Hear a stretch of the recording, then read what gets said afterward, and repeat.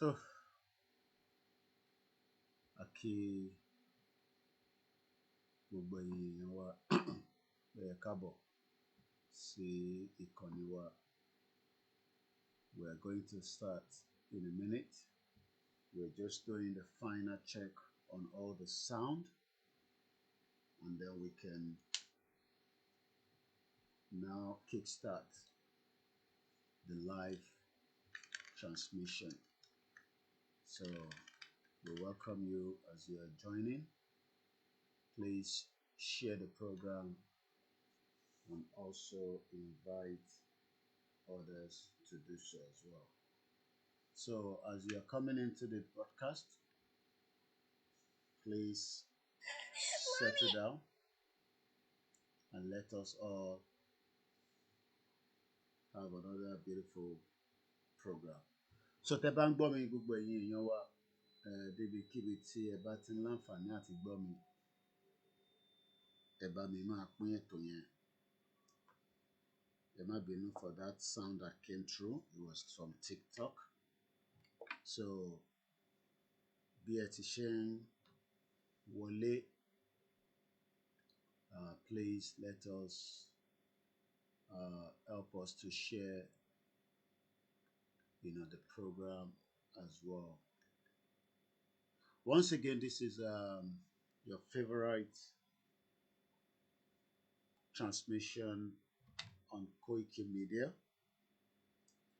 and we would like to welcome each and every one of us as we are just gearing up for the late night evening broadcast.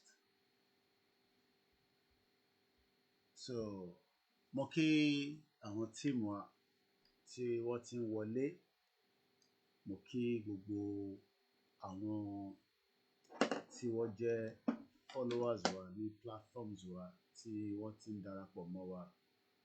We are using a live broadcast through the streaming, which is going to be fantastic because we have a lot to cover today. Lákọ̀ọ́kọ́ ẹ rí pé a fi support account wa sórí screen. Mo ràn wá, mo bẹ̀ wá, please help us to support this channel so that we can be able to do so much that we are plan to do in our conversation, and also as we continue to make sure that our messages can travel very fast. So once again, every time TikTok is bringing all kind of different news or broadcast. So we are now also live on all our other platforms. Like I said, please, what you can do for us is also invite others. Mo kí gbogbo àwọn èèyàn wa káàkiri gbogbo ibi tí ẹ ti ń darapọ̀ mọ́ wa. A máa gbójú wa wọlé láìpẹ́, but while we are still putting all other platforms out, what we can say is that we will use our platforms to make sure that the southwest part of Yoruba land is not going to lose out. Ilé-iṣẹ́ tiwa níbí báyìí kò ń ṣe ilé-iṣẹ́ táwọn kan máa fẹ́ràn. We understand, but we are not going to allow anything to disrupt our focus. So mo kí gbogbo èèyàn wa as you are coming into the channel, into the broadcast. The topic tonight that we will be looking into, and as we have said it many times, that our right to self-determination has not yet ended, but we must not allow our right to be disrupted by many things that is playing out inside Nigeria. What Southwest must do is to allow President Bola Tinubu continue for second term. And that is the only way we can be able to talk about a lot of things tí a fẹ́ àti tá a fẹ́. But mo mọ̀ pé èyí tó dáa jù ń bẹ̀ ni pé gbogbo wa fẹ́ nǹkan gidi. Tá bá dẹ̀ máa gba nǹkan gidi, a gbọ́dọ̀ fi ọgbọ́n, a gbọ́dọ̀ fi òye ṣe, especially agenda àwọn north. Gbogbo wa la mọ̀ àfi tá a bá ń parọ́ fúnra wa. Mo kí ẹ ọ̀gá mi ọwọ́ lókè, mo mọ̀ pé ó ti wà lórí ètò, mo ní dárúkọ my principal. Gbogbo ibi tí ó bá ń lọ ni mò ń tẹ̀lé lọ. Ìyẹn ọmọ Adéyẹmọ Ìgbòho Òòṣà tó ti wà lórí platform táwọn náà ń gbọ́ wa. Mo kí olóyè dáadáa. Bí mo bá pè lẹ́ẹ̀mẹ́ta lójúmọ́ ṣe ló máa ń dá wa lóhùn. Mo ṣẹ̀ bá olóyè sọ̀rọ̀ tán kò tí pé 1 hour. But in tí mo pe olóyè fún kò ń ṣe tí a máa discuss lórí public forum. Irú ẹkùn tí bàbá wa olóyè dá sílẹ̀, iṣẹ́ ń tẹ̀ síwájú tí mo dẹ̀ mọ̀ pé Ọlọ́run ọba Elédùmarè ó ti fún bàbá wa Bọ́lá Ahmed Tinubu ní ọmọ ọkọ tó ń pè ní Ìgbòho Òòṣà. So gbogbo ẹ̀yin tẹ́ bá ti wà lórí ètò ẹ kàn bá wa kí olóyè torí pé kò ní time púpọ̀.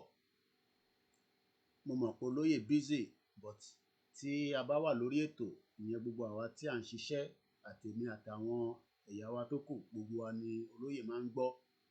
So mo olóyè Ìgbòho Òòṣà, mo kí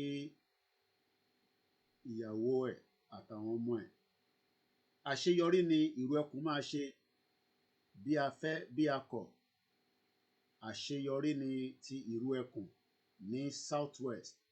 Mo kí gbogbo àwọn gọ́vnà wa, mo dẹ̀ kí gbogbo àwọn ọba wa, àwọn ọba aládé láti bàbá wa Olúbàdàn títí dé bàbá wa Ọọ̀ni Òrìṣà lọ bẹ́ẹ̀ bẹ́ẹ̀ lọ tí a fi dọ́dọ̀ àwọn ọba wa káàkiri ilẹ̀ Yorùbá. Orúkọ mi náà ni olóyè Ìgbòho. Àwọn èèyàn ń kí ẹ my great commander Chief Adéyẹmọ Ìgbòho Òòṣà. Àwọn èèyàn bá wa kí olóyè, ẹ sáré bá wa kí olóyè. Gbogbo èyí tí ẹ bá ti gbọ́ bí a ṣe ń bá ètò yẹn lọ, ẹ bá wa kí olóyè. Once again, this is a live transmission and we are grateful to have Chief Sunday Igboho. Once again, a máa wọnú ètò yẹn lọ díẹ̀díẹ̀. Tonight, there's a lot to discuss. But tí ẹ bá lọ wo topic tí a gbé jáde, mo ní continuity second term fún Aṣíwájú Bọ́lá Ahmed Tinubu. Ó dọwọ́ gbogbo ọmọ Yorùbá. Ó dọwọ́ èmi, ó dọwọ́ ọ̀wọ́. We would all make sure that tí a bá fẹ́ kí ilẹ̀ Yorùbá kó fún wa ní tá à ń fẹ́, a gbọ́dọ̀ lose the opportunity tí ó wà lọ́wọ́ wa. Mo kí ẹ̀yin tí ẹ ń gbọ́ wa láti Ghana. Please share the program and invite others to do so. Mo kí gbogbo ẹ̀yin tí ẹ ti darapọ̀ mọ́ wa. I'm not sure why my camera is not coming very well. So let me continue to welcome you. Once again, a very good evening and welcome. Aago mẹ́sàn-án ló ṣẹ́lù láti ọ̀dọ̀ wa níbí. It is exactly just coming up to almost 10 minutes past 9 p.m. here in London, where we are now about to kickstart this program tonight. Please help us to share the program and invite others to do so. Very, very important that we remain absolute focus, especially fún ilẹ̀ Yorùbá tó jẹ gbogbo wa lógún. Because in táwọn kan fẹ́ ni pé kí ilẹ̀ Yorùbá kó má rí peace, kó dẹ̀ má rí lọ síwájú under President Tinubu, and we are not going to allow such. So once again, mo kí gbogbo ẹ̀yin tí ẹ ti wọlé. Please bear with me. My screen has not popped up yet. And I think, yes, it's back now. I can see myself, and I believe ẹ̀yin tẹ́ wà lórí broadcast, you can also see me now as well. Yeah, I believe we are good to go. So, mo kí gbogbo wa lẹ́ẹ̀kan sí the live transmission. We will also allow you to come in and discuss everything that you have in your mind as well to say. So we are live, and I'll be monitoring my comment section on all other devices because tonight is also a lot to discuss. Mo kí gbogbo wa lẹ́ẹ̀kan sí o. As everybody is aware, gbogbo wa láti mọ̀ pé election ti ń bọ̀. Tẹ́lẹ̀ction bá dẹ̀ ti ń bọ̀, àwọn olóṣèlú tí wọ́n fẹ́ jáde wọ́n máa ṣe gbogbo ọ̀nà láti fi discredit ẹni tó wà lórí oyè. There's no doubt about that. Wọ́n á ní ebi ń pa wá, ìyà ń jẹ wá, gbogbo ẹ̀ ń ṣe wá, ó wà understandable. Kò sẹ́ni kankan tó máa bẹ́ẹ̀ni, no room for insecurity in the southwest Yoruba land. Will be secure by Iru Ekun. Bẹ́ẹ̀ni, please share the program and invite as many people to join us. Mo kí ẹ̀yin tẹ́ wà lórí TikTok. Mo kí gbogbo àwọn grandma, àwọn tí a lè máa pè nígbà tí a bá ní advice. Let me take off this one tí mò ń gbọ́ létí mi so that kí n má máa gbọ́ra mi. So now I believe tẹ́ bá ń gbọ́ mi dáadáa ní gbogbo platforms wa, ẹ bá mi confirm nínú comment section, especially ẹ̀yin tẹ́ wà lórí software. And let me also put my screen up there. Ká máa wo ohun tó ń lọ ní àgbáyé because a lot is happening around the world. A lot is happening around the world.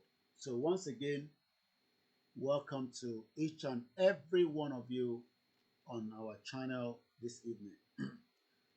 Mo kí gbogbo àwọn ọmọ Oòduà. Mo fi kíkí ọba Elédùmarè, mo fi kí wọn. Tí a bá wo ohun tó ń lọ lágbàáyé lénìí, a fẹ́ ogun nílẹ̀ Yorùbá. A fẹ́ peace. Ẹnikẹ́ni tó bá wá ní àwọn máa dalẹ̀ Yorùbá rú nítorí election tó ń bọ̀ pé wọ́n fẹ́ràn President Bola Ahmed Tinubu, ó ti di dandan pé ká pe irú àwọn èèyàn bẹ́ẹ̀, ká bẹ̀rẹ̀ sí í sọ fún ìjọba pé a ti láwọn kan tí wọ́n ní àwọn máa da Nàìjíríà rú. Mo sọ lánàá, and today I will be making more references to that.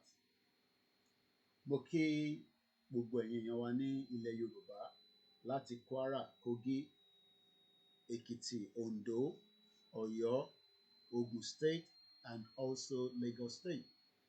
Good evening to you all and welcome to our channel. Èní ni 20th of July 2026. Mo kí gbogbo ibi tí olúkálùkù ti ń ṣe ọrọ̀ ajé nílẹ̀ Yorùbá. K'Ọlọ́run jẹ́ kí ajé kó bugbájẹ. K'Ọlọ́run fi ààbò ẹ̀ àti ìṣọ́ ẹ̀ kó fi ṣọ́ èmi, kó fi ṣọ́ ẹ̀yin. Good evening, Aziz Shakiru. Good evening, see Incredible Samuel lórí TikTok. Empire the King, ẹ káàbọ̀. Mo kí ẹ̀yin tẹ́ wà lórí TikTok. Mo kí ẹ̀yin tẹ́ wà lórí Instagram. Ẹ̀yin sábà comment. Mo kí ẹ Ọlámilékan Pẹ́. Bẹ́ẹ̀ ni mo kí gbogbo àwọn tí wọ́n kọ̀ wọ́n rìn pẹ̀lú olóyè Adéyẹmọ. Mo lọ bẹ́ẹ̀ mo kí bàbá wa the Emeritus Professor Adébánjí Akíntóyè tí Ọlọ́run fi kẹ́ wa ní sáà yìí. A very, very important person that we cannot joke with. Nígbà tí mo ti ń kí bàbá Akíntóyè, mo kí gbogbo àwọn tíìmù wa under the YSDM, Yorùbá Self-Determination Movement. Mo kí ìlànà ọmọ Oòduà, mo kí ẹlẹ́ǹkan sí Empire the King of Empire. Ẹ káàbọ̀ sà.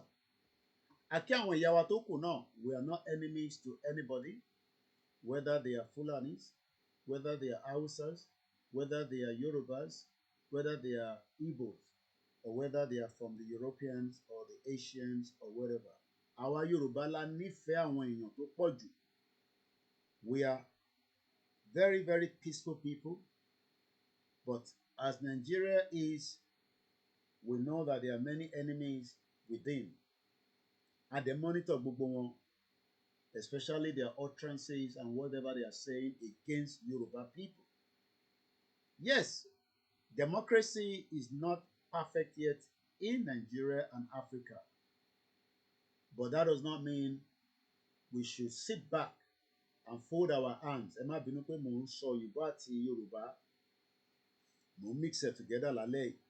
A ní jókòó kí tàlùbọ̀ kó kó wọ̀ látara pé wọ́n ní àwọn ò fẹ́ràn President Bola Ahmed Tinubu. He will try his best and his government will be successful. Ikú kan ọ̀dẹ̀ nípa bàbá yẹn nísìn. Orúkọ tèmi ni Ọláyọmí Kóìkì tí gbogbo yín mọ̀ bẹ́ẹ̀ ní mọ owó tó ń pè ní Koikimedia. Mo kí iléeṣẹ́ Koikimedia. Ọ̀pọ̀lọpọ̀ yín ò mọ̀ pé a ti launch website wa tí ó cost wa ní at least about 200,000 naira. A sì jẹ gbèsè 50,000 naira a fi fún ẹni tó ṣiṣẹ́ yẹn. A ní kó ṣe sùúrù fún wa títí di ìgbà tí a tún máa lè fún lówó yẹn. Kò jẹ́ kó rí bẹ́ẹ̀ lóòótọ́. Ìyẹn la ṣe ń sọ fáwọn èèyàn wa pé gbogbo tọ́rọ́ kọ́bọ̀ tí ẹ bá lè máa fi ran iléeṣẹ́ yìí lọ́wọ́, ẹ bá wa máa lò ó. Torí pé tá bá lọ sí website yẹn, which èyí tó bá wà lórí YouTube, èyí tó wà lórí Facebook, ẹ̀yin máa láǹfààní àti rí ọ̀pọ̀lọpọ̀ ohun tí a fẹ́ fi wọ̀nyí lálẹ́. Torí pé mo ti lọ reboot one of my most powerful machine tí a fi campaign nígbà tí à ń bá Yorùbá Nation lọ tí a dẹ̀ ṣe wà lẹ́nu ẹ̀. Torí pé torí pé a fẹ́ gba Yorùbá Nation ká wá bá President Bola Ahmed Tinubu kájọ kó sínú ṣòkòtò kan náà. So if anybody is expecting that as we are moving forward now, orí platform yìí kọ́ lẹ ti máa rírú ẹ̀. You can open up your own platform and do such. I don't advise you to do it, but I cannot tell you what to do. In tó bá wọn olúkálukú ló lè ṣe. We are all adults. Ọkùnrin tí abẹ́ ẹ̀ bá ti ń dìde nígbà tílẹ̀ bá mọ́, ó ti di adult. Gẹ́gẹ́ bí ìlú òyìnbó tó bá ti pé 16, you are an adult. I am in my 40s. Mo mọ ọwọ́ ọ̀tún sọ́wọ́ òsì. Mo fẹ́ gba country kò mí pé a ní fi ọgbọ́n àti òye fi ṣe. A nítorí pé a fẹ́ gba country ká wá mú gbogbo discredit lórí President Tinubu bígbà tó yẹ pé òun ló ba Nàìjíríà jẹ́. A dẹ̀ mọ̀ pé àwọn kan ló ba Nàìjíríà jẹ́ torí Nàìjíríà ti ní problem tó pọ̀. Yes, President Tinubu might have said gbogbo nǹkan làwọn máa ṣe táwọn bá dé, but after tó bá dé ọ́fíìsì ló máa rí pé Buhari ti bà nǹkan jẹ́ rẹpẹtẹ. Èyí tí Buhari bàjẹ́ ló ń lọ lọ́nkàn yẹn tí kò ṣe máa sọ. Because while he was in government, a rí pé Emefiele ó fi Central Bank ó sọ di private property ẹ̀ pẹ̀lú àwọn ẹ̀yà kejì tó ń pera wọn ní Northerners tí wọ́n wá ń ṣe yọ̀tọ̀mì lórí owó government. So bí àkàn bá wá ń sọ nísìnyí pé àmọ́ gbogbo yẹn tẹ́lẹ̀, á jẹ́ pé alábòsí ni gbogbo wa. Torí gbogbo wa la gbọ́ pé Emefiele ó yí owó padà. Ó lo advantage pé òun ni CBN governor. Ó fi ṣe jàǹbá fún ìran Yorùbá. Torí nígbà tí Emefiele wà níbẹ̀ ní ọ̀pọ̀lọpọ̀ ọmọ Yorùbá, ẹ má bínú, mo fẹ́ máa monitor screen mi náà ni, so mo fẹ́ gbélé báyìí. Torí alẹ́ kan tó tún máa jẹ́ lára àwọn alẹ́ tí a máa sọ̀rọ̀. A dẹ̀ ní sọ̀rọ̀ tán. A dẹ̀ ṣẹ̀ṣẹ̀ mẹ́yẹ bọ̀ lápò ni. Bóyá dúdú ni, bóyá funfun ni, àìtí mọ̀. Ẹ kọ́kọ́ bá mi máa pín ètò yẹn kí ẹ dẹ̀ support iléeṣẹ́ wa. Náà ká tó wọnú ètò lọ, púpọ̀ nínú wa náà láti gbọ́ pé ìrù ẹkùn wà. Kí ló ń pè ní ìrù ẹkùn? Iṣẹ́ wo ni ìrù ẹkùn gbà? Àti pé iṣẹ́ wo gan ni wọ́n ń ṣe? Ìrù ẹkùn ni wọ́n ń pè ní private security network tí bàbá wa Ẹniọlá Ẹniyì, ẹni tí àbùkù ò ní kàn, torí pé gbogbo àbùkù tẹ́ bá fẹ́ fi kàn ara yín ló máa padà sí lórí. Torí kò ń ṣe ẹni àbùkù. So we must understand that iṣẹ́ tí Ọlọ́run gbé lé òun lọ́wọ́ ló ń ṣe yẹn, and we will make sure that he has all our support, especially láti orí iléeṣẹ́ Koiki Media. Gbogbo tó bá gbà pátápátá ni Koiki Media máa fi sọ́pọ́tì Ìrù Ẹkùn àti olóyè Sunday Igboho àti ilẹ̀ Yorùbá.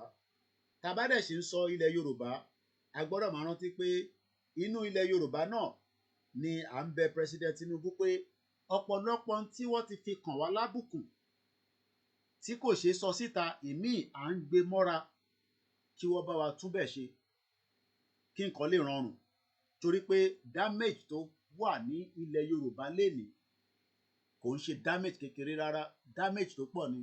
Andy Bonner ti di Prime Minister wa lénìí, ẹjẹ́ agbọ́n tó ń sọ díẹ̀. And I will set out some of those measures starting tomorrow, okay, including how we pay for them. Okay. And that is the all-important question: who pays? Who pays? Differences of style and of substance. Ẹ má yẹ kẹ́ni kankan fúlù yín. Problem tó ń bẹ ní Europe, tó ń bẹ l'Amẹ́ríkà, ó ju ti Africa náà lọ, ìyàtọ̀ kò ló kọ̀ wá díẹ̀díẹ̀ ni. And our democracy cannot be as Europe, as also even fathers of Asian country. So while we are still in one country called Nigeria, we are not going to get a perfect democracy. Mo ṣe ń sọ̀rọ̀ lórí ọ̀rọ̀ Ìrù Ẹkùn. Kí ni Ìrù Ẹkùn? Báwo ni ti Ìrù Ẹkùn ṣe jẹ́? Àti pé ẹni tó ń béèrè pé àwọn ò tí ì mọ kankan nípa Ìrù Ẹkùn, á jẹ́ pé ẹ̀yin ò mọ bó ṣe ń lọ nìyẹn. Ìrù Ẹkùn tí olóyè dá sílẹ̀, ǹjẹ́ mọ̀ pé ó ń tẹ̀síwájú ni? Fọ́ọ̀mù tó máa gbà ọ̀fẹ́ ni, má jẹ́ kẹ́ni kankan sọ pé ó máa sanwó láti fi gba fọ́ọ̀mù. Ẹnikẹ́ni tó bá sọ pé ó máa gbowó fi gba fọ́ọ̀mù, ó tètè sọ fún àwọn tó súnmọ́ ọmọ Adéyẹmọ pé a ti gbọ́ ní local government kan pé wọ́n ń gbowó fi gba fọ́ọ̀mù ni o, torí olóyè sọ, ó dẹ̀ ti rán mi síta, ó dẹ̀ ti rán gbogbo mídíà náà pé kò síbì kankan tí ẹ máa sanwó láti fi ṣe ọ̀rọ̀ Ìrù Ẹkùn. Obìnrin lè join, àwọn ìyá wa lè join, anybody can be a member, and it will be in the interest of every one of us to be a member. Sẹ́ni tó bá ti darapọ̀ mọ́ Ìrù Ẹkùn, kí ni ìdí, kí ló fà á tí ẹ fi darapọ̀ mọ́ Ìrù Ẹkùn? Torí pé impact tó máa ṣe fún ìran Yorùbá kò mí pé irú bàbá wa Fáṣehun tó ní OPC, kọ́lọ́n foríjì bàbá náà, bàbá dáadáa. We are grateful to have him set up OPC. Ìyẹn bàbá wa Fáṣehun. He was the pioneer of OPC kó tó di pé OPC pín sí ọ̀nà tó pín sí lénìí. But we are very grateful. Ẹ má bínú torí mo fẹ́ bẹ̀rẹ̀ máa fi nǹkan kan wọ̀n wá láti background wa. Please share the program. Please, is it possible for other countries to be a member voluntarily? Bẹ́ẹ̀ni, o bá wà l'Amẹ́ríkà, you can be a member of Ìrù Ẹkùn.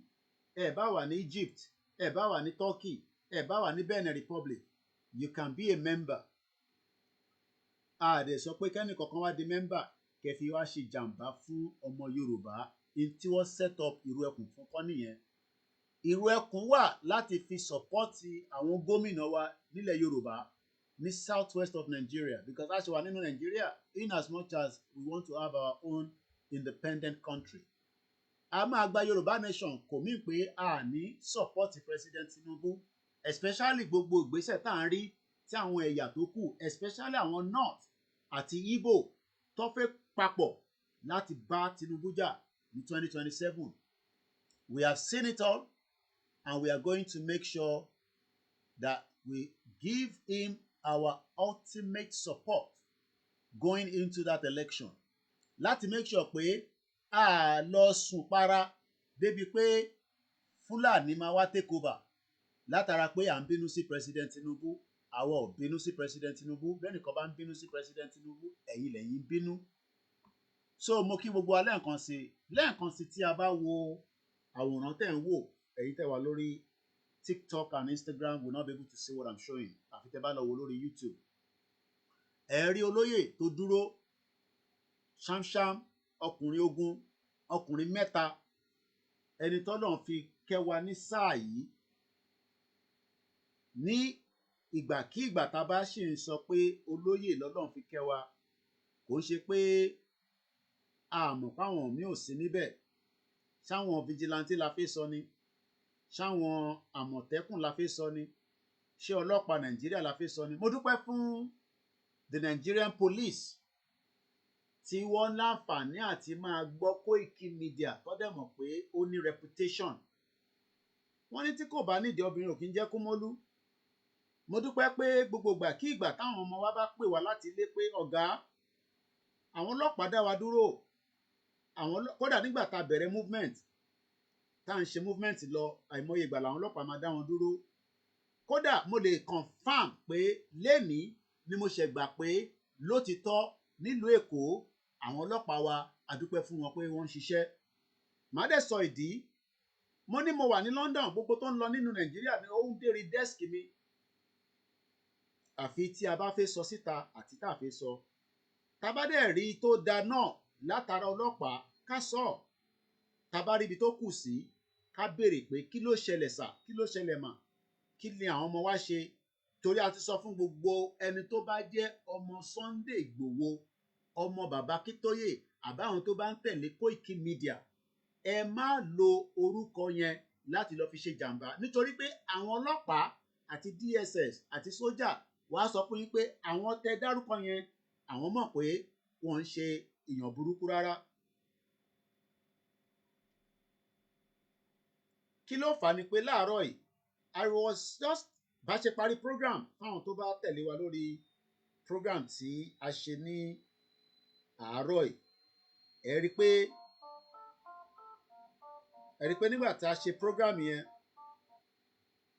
tán, mo jókòó náà ni mo bọ́ṣọ ní mo relax ni mo rí pé kọ́ọ̀lù ń bọ̀ láti ìkan náà ọmọ tó ń bá mi ṣiṣẹ́ ní Nàìjíríà.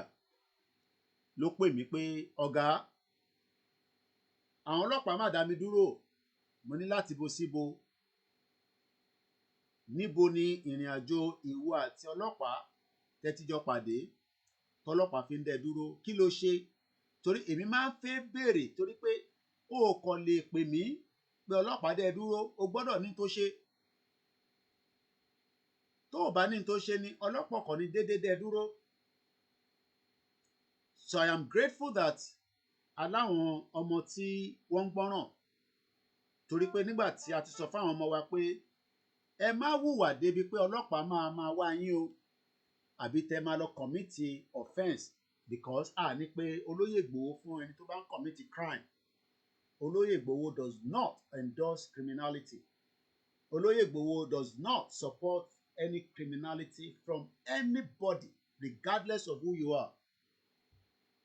And that is why we must continue to make sure that we vet gbogbo ẹni tó bá náà máa ṣiṣẹ́ pẹ̀lú ìrù ẹkùn. Ibikíbi tẹ bá ti wà ní under local government yín, ẹ máa láwọn tí wọ́n jẹ́ coordinator tó máa coordinate yín.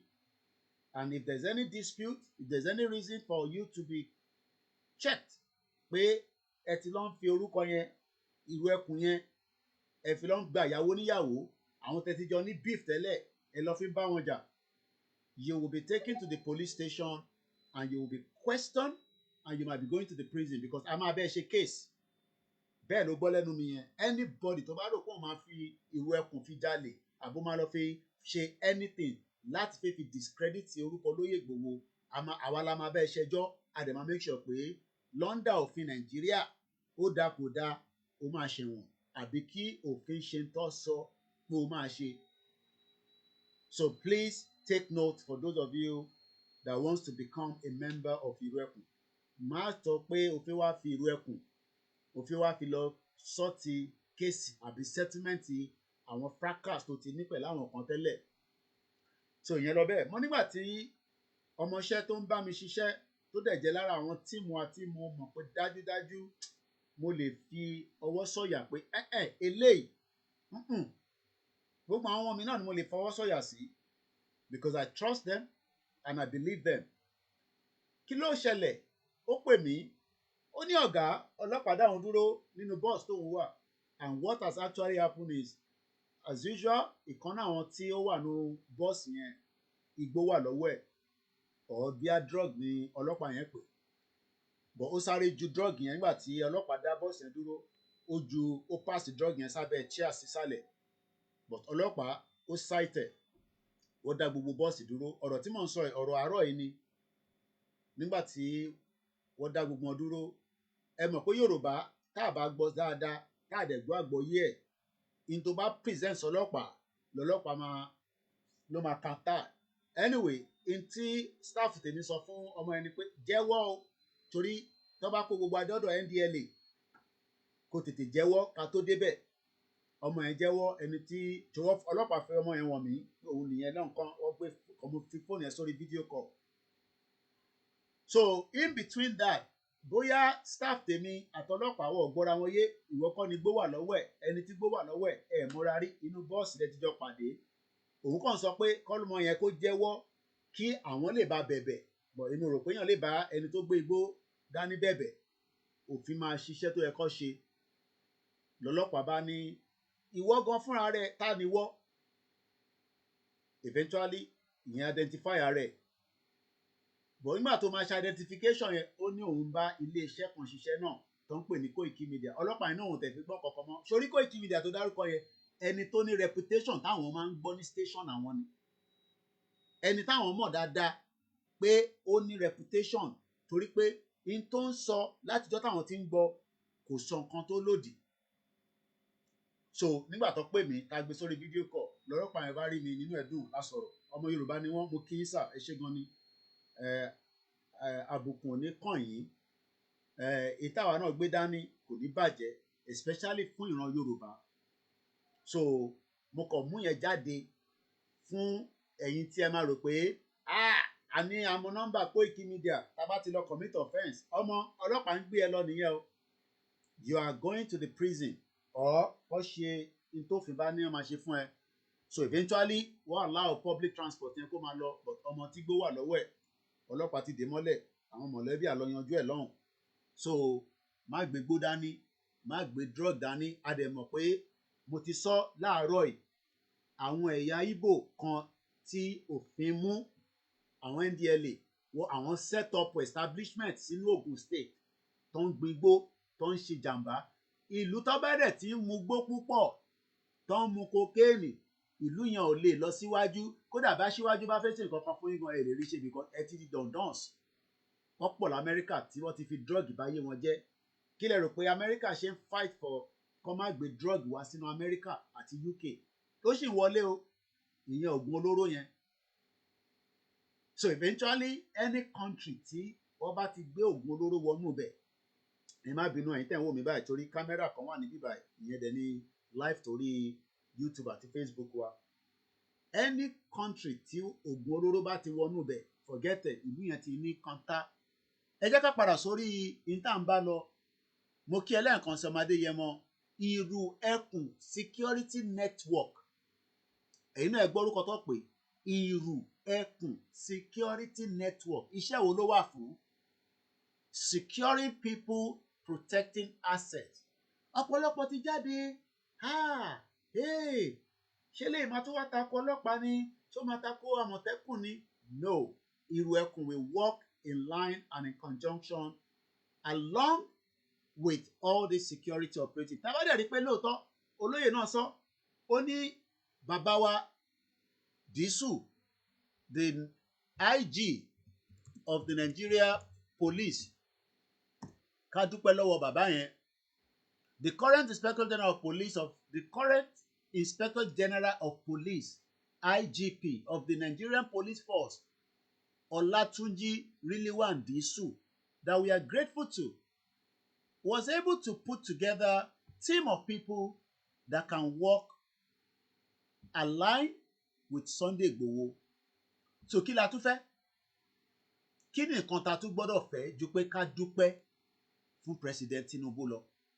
I mean, imagine ṣẹgbọ́n nísìn 3 hours ago leléyìí the Guardian Nigerian newspaper, the Nigerian police received 3,922 complaints in 3 months and they have disciplined 38 police officers. So we are not expecting everything to be perfect. But in tó wà important ni pé in the history of Nigeria, a ṣe ń rí ẹni tó dàbí wa. Some of you might not understand, especially our time gbé abroad. If you live in the UK as I live, tó bá dáhùn àdúgbò kan máa pa àwọn tó wà ń bẹ ayé wọ dàbí èmi. They are people, wọ́n máa ń pè wá ní people of colour, especially wọ́n ní fi sọ pé black, wọ́n ní people of colour. Tèmi náà bá dáhùn àdúgbò wọn lá àwọn tó wà ń bẹ ayé àwọn lè náà tún yàtọ̀. But báwo la ṣe fẹ́ wà nínú Nàìjíríà for many years tí a ní ọlọ́pàá tó wà ní top rank tó dẹ̀ jẹ́ ọmọ Yorùbá àfìgbà tí President Tinubu débẹ̀. Ṣé mọ̀ pé tó bá yẹ pé President Tinubu ò débẹ̀ a ní lè rí pé ó máa rí ṣe, just like bí wọ́n ṣe jẹ́ kí MKO Abiola di president. So the fact that MKO Abiola was not president kò jẹ́ ká mọ̀ tí MKO gan lè ṣe. He was a man that everybody believed he would do something, but unfortunately kò débẹ̀. So the fact that àwa kan sọ pé kí President Tinubu máa lọ ṣe presidency nígbà yẹn, but he didn't listen to us because òun ló mọ tó fẹ́ lọ ṣe. And eventually he has been there now going to 3.5 years. But àwa rí i pé àwọn Igbo àti Fulani, torí kò sí nǹkan kan tó bá ní northern part of Nigeria lénìí Fulani ló ń jẹ́ bẹ́ẹ̀. They are not of Hausas, they are more of Fulanis. Kò ń ṣe pé a fi ń bà wọ́n jẹ́. Ganduje fúnra rẹ̀ Fulani ni, El-Rufai Fulani gbogbo wọn, Atiku gan Fulani ni. So what they want to do now is wọ́n fẹ́ join hand pẹ̀lú Igbo tí wọ́n nífẹ̀ẹ́, torí àwọn Fulani ò nífẹ̀ẹ́ Igbo náà. But nítorí pé kọ́ lè bá fight President Tinubu, kọ́ lè yọ kúrò lórí oyè, wọ́n náà máa lè dé papọ̀. Atiku ready láti step down fún Peter Obi, so Peter Obi sá lọ bá Kwankwaso. So Atiku ó fẹ́ jáde, Kwankwaso àti Peter Obi fẹ́ jáde. Wọ́n wá amend ara wọn, wọ́n fẹ́ fi unseat President Tinubu. So tó bá wá unseat President Tinubu, inú ọmọ Yorùbá wá dùn. Àwa nítorí pé à ń jàjàngbara àbí ọ̀rọ̀ burúkú tó ń tẹ̀rín. Mo kí bàbá wa Dísù. Now, mo ní lẹ́ẹ̀kan sí mo kí olóyè. So irú ẹkùn in tó wà fún òun náà ni securing people and protecting lives. Mo kí gbogbo ẹ̀yin tí ẹ ń gbọ́ wa lọ́tùn lósì. Gbogbo ibikíbi tí ẹ bá ti ń gbọ́ mi, ẹ máa bá wa comment lórí ìkànnì tí a fi ń ṣe ètò yìí. Ó wà very very important because we need you to engage on the platform. Engagement yẹn, it helps us to send the message pé in tó ń sọ lórí ìkànnì yìí lọ́wọ́lọ́wọ́ yìí, in tó dání, in táwọn èèyàn dẹ̀ fi gbọ́ ni àbí kò ń ṣe tẹ́ fi gbọ́. Please love and like. Àrólé Oòduà mo kí ẹ. Ó ní Tinubu Tuale ẹ kó ètò factual. Ẹ bá wa comment, àka comment yìí síta. Gbogbo ẹ̀yin tẹ́tí wọlé. Mo rí ẹ Masbi, happy new week. Masbi àní bàbá àgbàlagbà. Masbi kan Ìgbòho kan nìyẹn. Ó ní àkú iṣẹ́ ìlú, mo rí comment ẹ ó ṣe. So mo sì gbẹnu lé ọ̀rọ̀ ìrù ẹkùn tó lóye dá sílẹ̀. Torí I've not been able to bring, but wọ́n ní lórí TikTok ní, but Tinubu will not be there forever. What happens after his 8 years tenure? Àṣírí wa bò before 8 years. Gbogbo yẹn làwa náà mọ̀. Bọ̀ ṣé ká fi Tinubu sílẹ̀ kọ́ unseat ẹ̀? Ṣé yẹn la máa wá think of 8 years? Before 8 years lágbára àwọn tó nílẹ̀ Yorùbá, gbogbo tí àníyàn wa fẹ́, àtèmi àtẹ̀yìn, àtẹ̀yìn tó fẹ́ restructure, àtàwọn tó fẹ́ dá dúró, àti kí ilẹ̀ Yorùbá dùn ní mìnìmìnì, Ọlọ́run á ṣe. But a lè wá jókòó ká wá allow kọ́ unseat President Tinubu nítorí pé a fẹ́ Yorùbá nation. Ìyẹn èmi ò ní lọ́wọ́ sí láíláí. Mo sorry èmi Ọláyọmí Kóìkì lórí platform tèmi o. Torí mo ti níyàn kan tó pè mí lára àwọn tájọ́ ń ṣe program pé àwọn rí pé mò ń ṣọ́díò, àwọn rí pé mò ń ṣe fídíò lẹ́nujọ́ mẹ́ta yìí, pé kò yí àwọn, pé kí ló ṣẹlẹ̀. Mo ní sọ jù bẹ́ẹ̀ lọ, ó láwọn kankan tó tún béèrè lọ́wọ́ mi, mo ní kankan ṣẹlẹ̀. Mo ní ṣé ká dijú wa kí tàlùbọ́ kò wọ̀.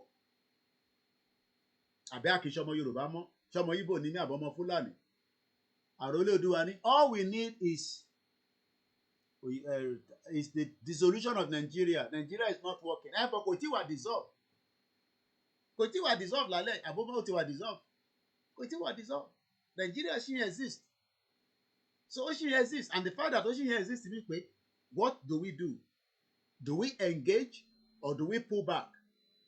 Iṣẹ́ Yorùbá nation ó ṣì ń tẹ̀síwájú. So ẹ jẹ́ ká padà sórí ọ̀rọ̀ ìrù ẹkùn. Ẹni tó bá lọ sórí Google bí ṣe ń bá yín sọ̀rọ̀ lálẹ́ yìí, ẹ kàn lọ type in ìrù ẹkùn security network, kẹ́kọ̀ọ́ jù sórí Google. Á gbé àwọn information kan jáde. Á kọ́kọ́ sọ fún yín pé ìrù ẹkùn security network is a voluntary community-based security organization founded by Yoruba activist Sunday Igboho to combat insecurity, kidnapping, banditry across southwest Nigeria, Yoruba land. Kò kúrò ní ilẹ̀ Yorùbá pé òun lọ sílẹ̀ Igbo láti fi lọ bá wọn rescue èèyàn kankan. Àwọn Igbo ní tó lè ṣe. Kò kúrò láti lọ sílẹ̀ Haúsá àbí ilẹ̀ Fúlàní kó náà fi lọ bá wọn rescue wọn ní Isba. So iṣẹ́ tí olóyè ń ṣe lórí ọ̀rọ̀ ìlú ẹkùn pẹ̀lú ọlọ́pàá Nàìjíríà, IRT àtàwọn sójà àtàwọn tẹ́kùn àti vigilante àtàwọn OPC kankan. So bó ṣe rí nìyẹn. So mo kí bàbá wa Ibrahim Akeem must be ni yes must be will follow your step to anywhere sir, this is my support. Mo jẹ́rìí ẹ àjọ máa ń pàdé nínú Benin ni a dẹ̀ máa pàdé láìpẹ́ again lágbára Elédùmarè.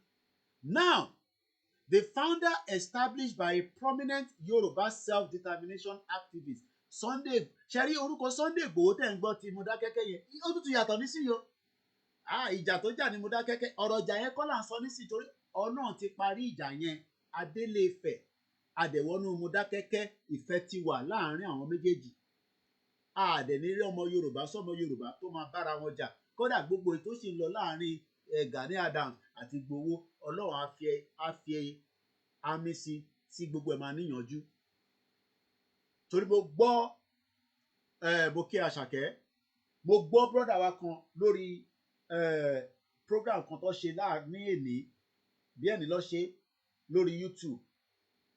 Kọ́lọ́n bá wa foríjì brọ́dà wa kan tó kú yá ìjọba kinní kan I think he was shot or whatever I don't know what happened. Gbogbo àlá ti gbọ́ story yẹn mo kàn fẹ́ lọ morúkọ máa yẹn wá.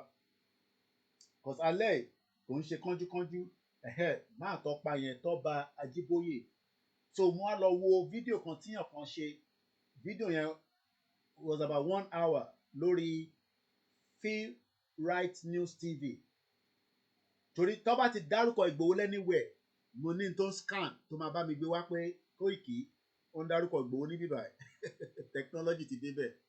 So ibikíbi ẹ bá ti dárúkọ Ìgbòho ó máa scan lọ á kó gbogbo ẹ̀ wá màá wá analyze ẹ̀ màá wá wo ìtèmọ̀ àtàwọn staff mi tá máa lọ wò torí àní jókòó síbí ká allow kẹ discredit bẹ́ẹ̀ ni mo kí bàbá mi Gani Olóyèdé mo kí bàbá wa Àyìndé wọ́n ní I respect both of you before but with your stand now I am really disappointed. Ẹ ò ní láti wà disappointed dáàdì ẹni kò gbé jáde àti mọ́mí ẹ I am really disappointed. Àmọ́ pé òkè ṣe ọmọ Yorùbá torí ó máa jẹ́ ọmọ Yorùbá ní òní máa lo category T ṣé category T sórúkọ Yorùbá ló ń jẹ́ bẹ́ẹ̀ àfi bú anybody. I am really disappointed in you. So kí Igbo wọlé kí Àtíkù wọlé kí inú ẹ lè dùn so kó lè wà satisfied. Ṣé mi mo gba ìyàwó àbí mi mo gba so mo wá ń gbọ́ program yẹn mo wá rí i pé because kí lẹ dárúkọ Ìgbòho fún nípa ìkílà Tọ́ba àti Ajíbóyè kí ni méjì ṣe rí àwọn tó máa ń lo topic wọ́n máa ń mọ̀ láti fẹ́ gbé Lagos mo kí ẹ wọ́n máa fẹ́ mórúkọ Ìgbòho mọ́ anything and this is where people like us must not sit back and allow such. Ẹ fẹ́ dárúkọ program lórí ẹni tó pa Tọ́ba àbí wọ́n pa Tọ́ba kí lẹ tí wọ́n mórúkọ Ìgbòho sínú orúkọ topic yẹn ẹ tí wọ́n mú Gani Adams. So I have to sit back and listen to the whole program. Mo á rí i pé kò lórí kò lẹ́sẹ̀. Why did the topic come as the killer? Because báwọn ìyá wa kan bá rí nísìn ẹ̀mí wa lọ sókè. kí lè ẹni tó ṣe tọ́pìkì kí ló lo the killer of Toba Ajiboye, the truth about Toba Ajiboye's death, Olúṣèyẹ James on Sunday Igboho and Gani Adams. Ẹ wo tọ́pìkì yẹn. Can you imagine? Why do you put such a topic out? Ṣé àwọn tó máa ń ṣe program tó máa ń put the topic by? Fídíò yẹn nísìn ó ti wà ní 10,933. Ó ti wà ní 10,990. Ó ti wà ní 10,935. Ó ti lọ sókè in just 5 hours. Gbogbo tó dẹ̀ fi ṣe ni pé ó fi Ìgbòho ó fi tajà.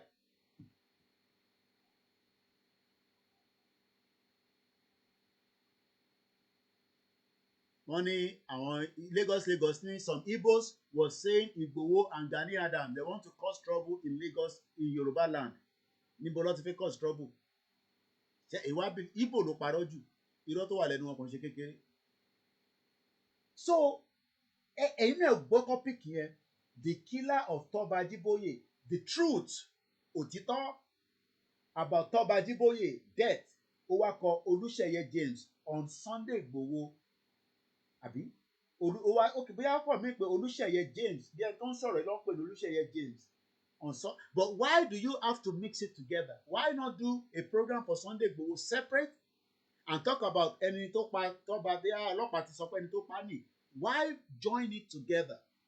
It shows that humans will do anything, mo kẹ́yìn yẹn wá lẹ́ẹ̀kan sí mo kí gbogbo ẹ̀yin tí ẹ̀ ń gbọ́ wa. Ọba Elédùmarè kò ní jẹ́ kí ìran Yorùbá kó parẹ́ láíláí.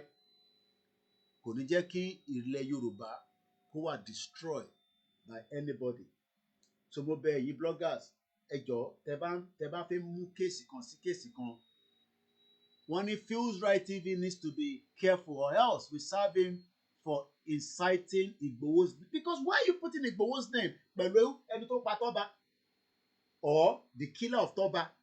Because I'm sure the reason why táwọn èèyàn ṣe lọ́wọ́ program yẹn nìyẹn because ó ti drag olóyè Igboho's name to it, and I'll be speaking to Igboho about this. I'm allowed to wá ẹni tó ní Feel Right News TV yìí so that we can put a first letter through the legal to tell him it's not the first time he's using Igboho's name for all kind of things.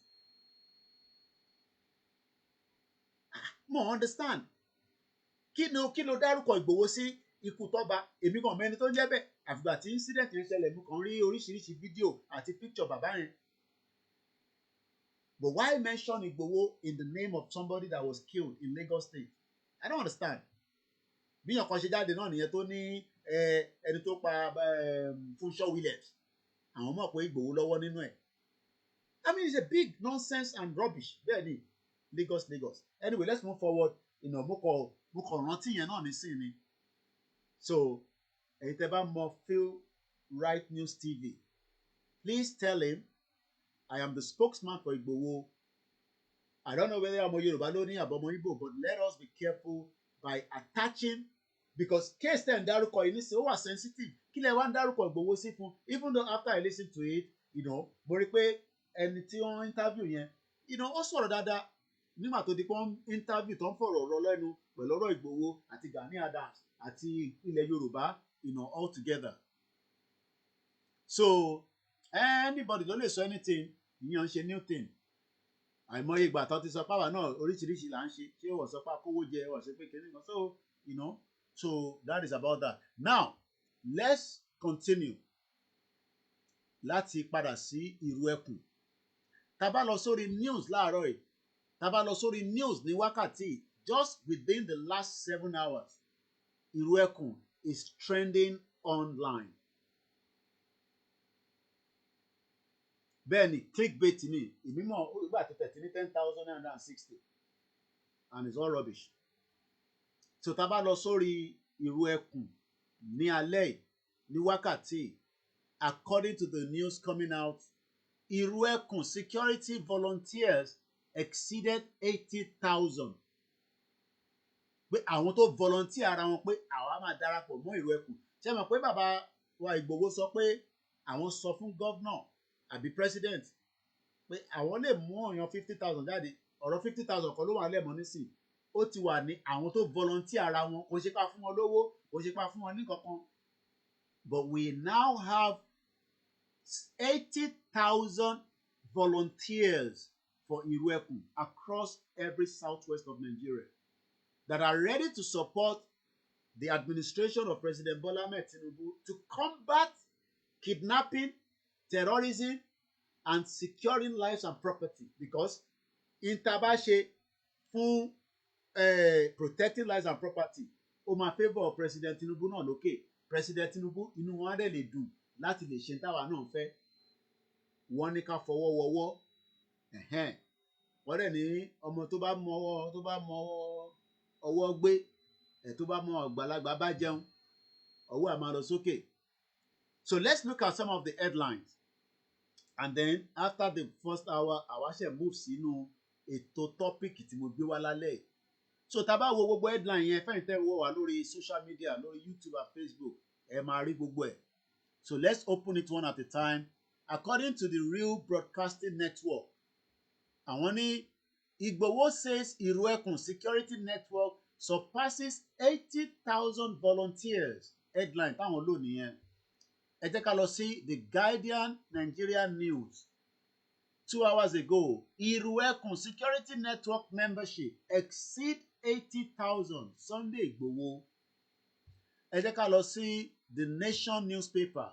Over 80,000 volunteers register for Iruekun.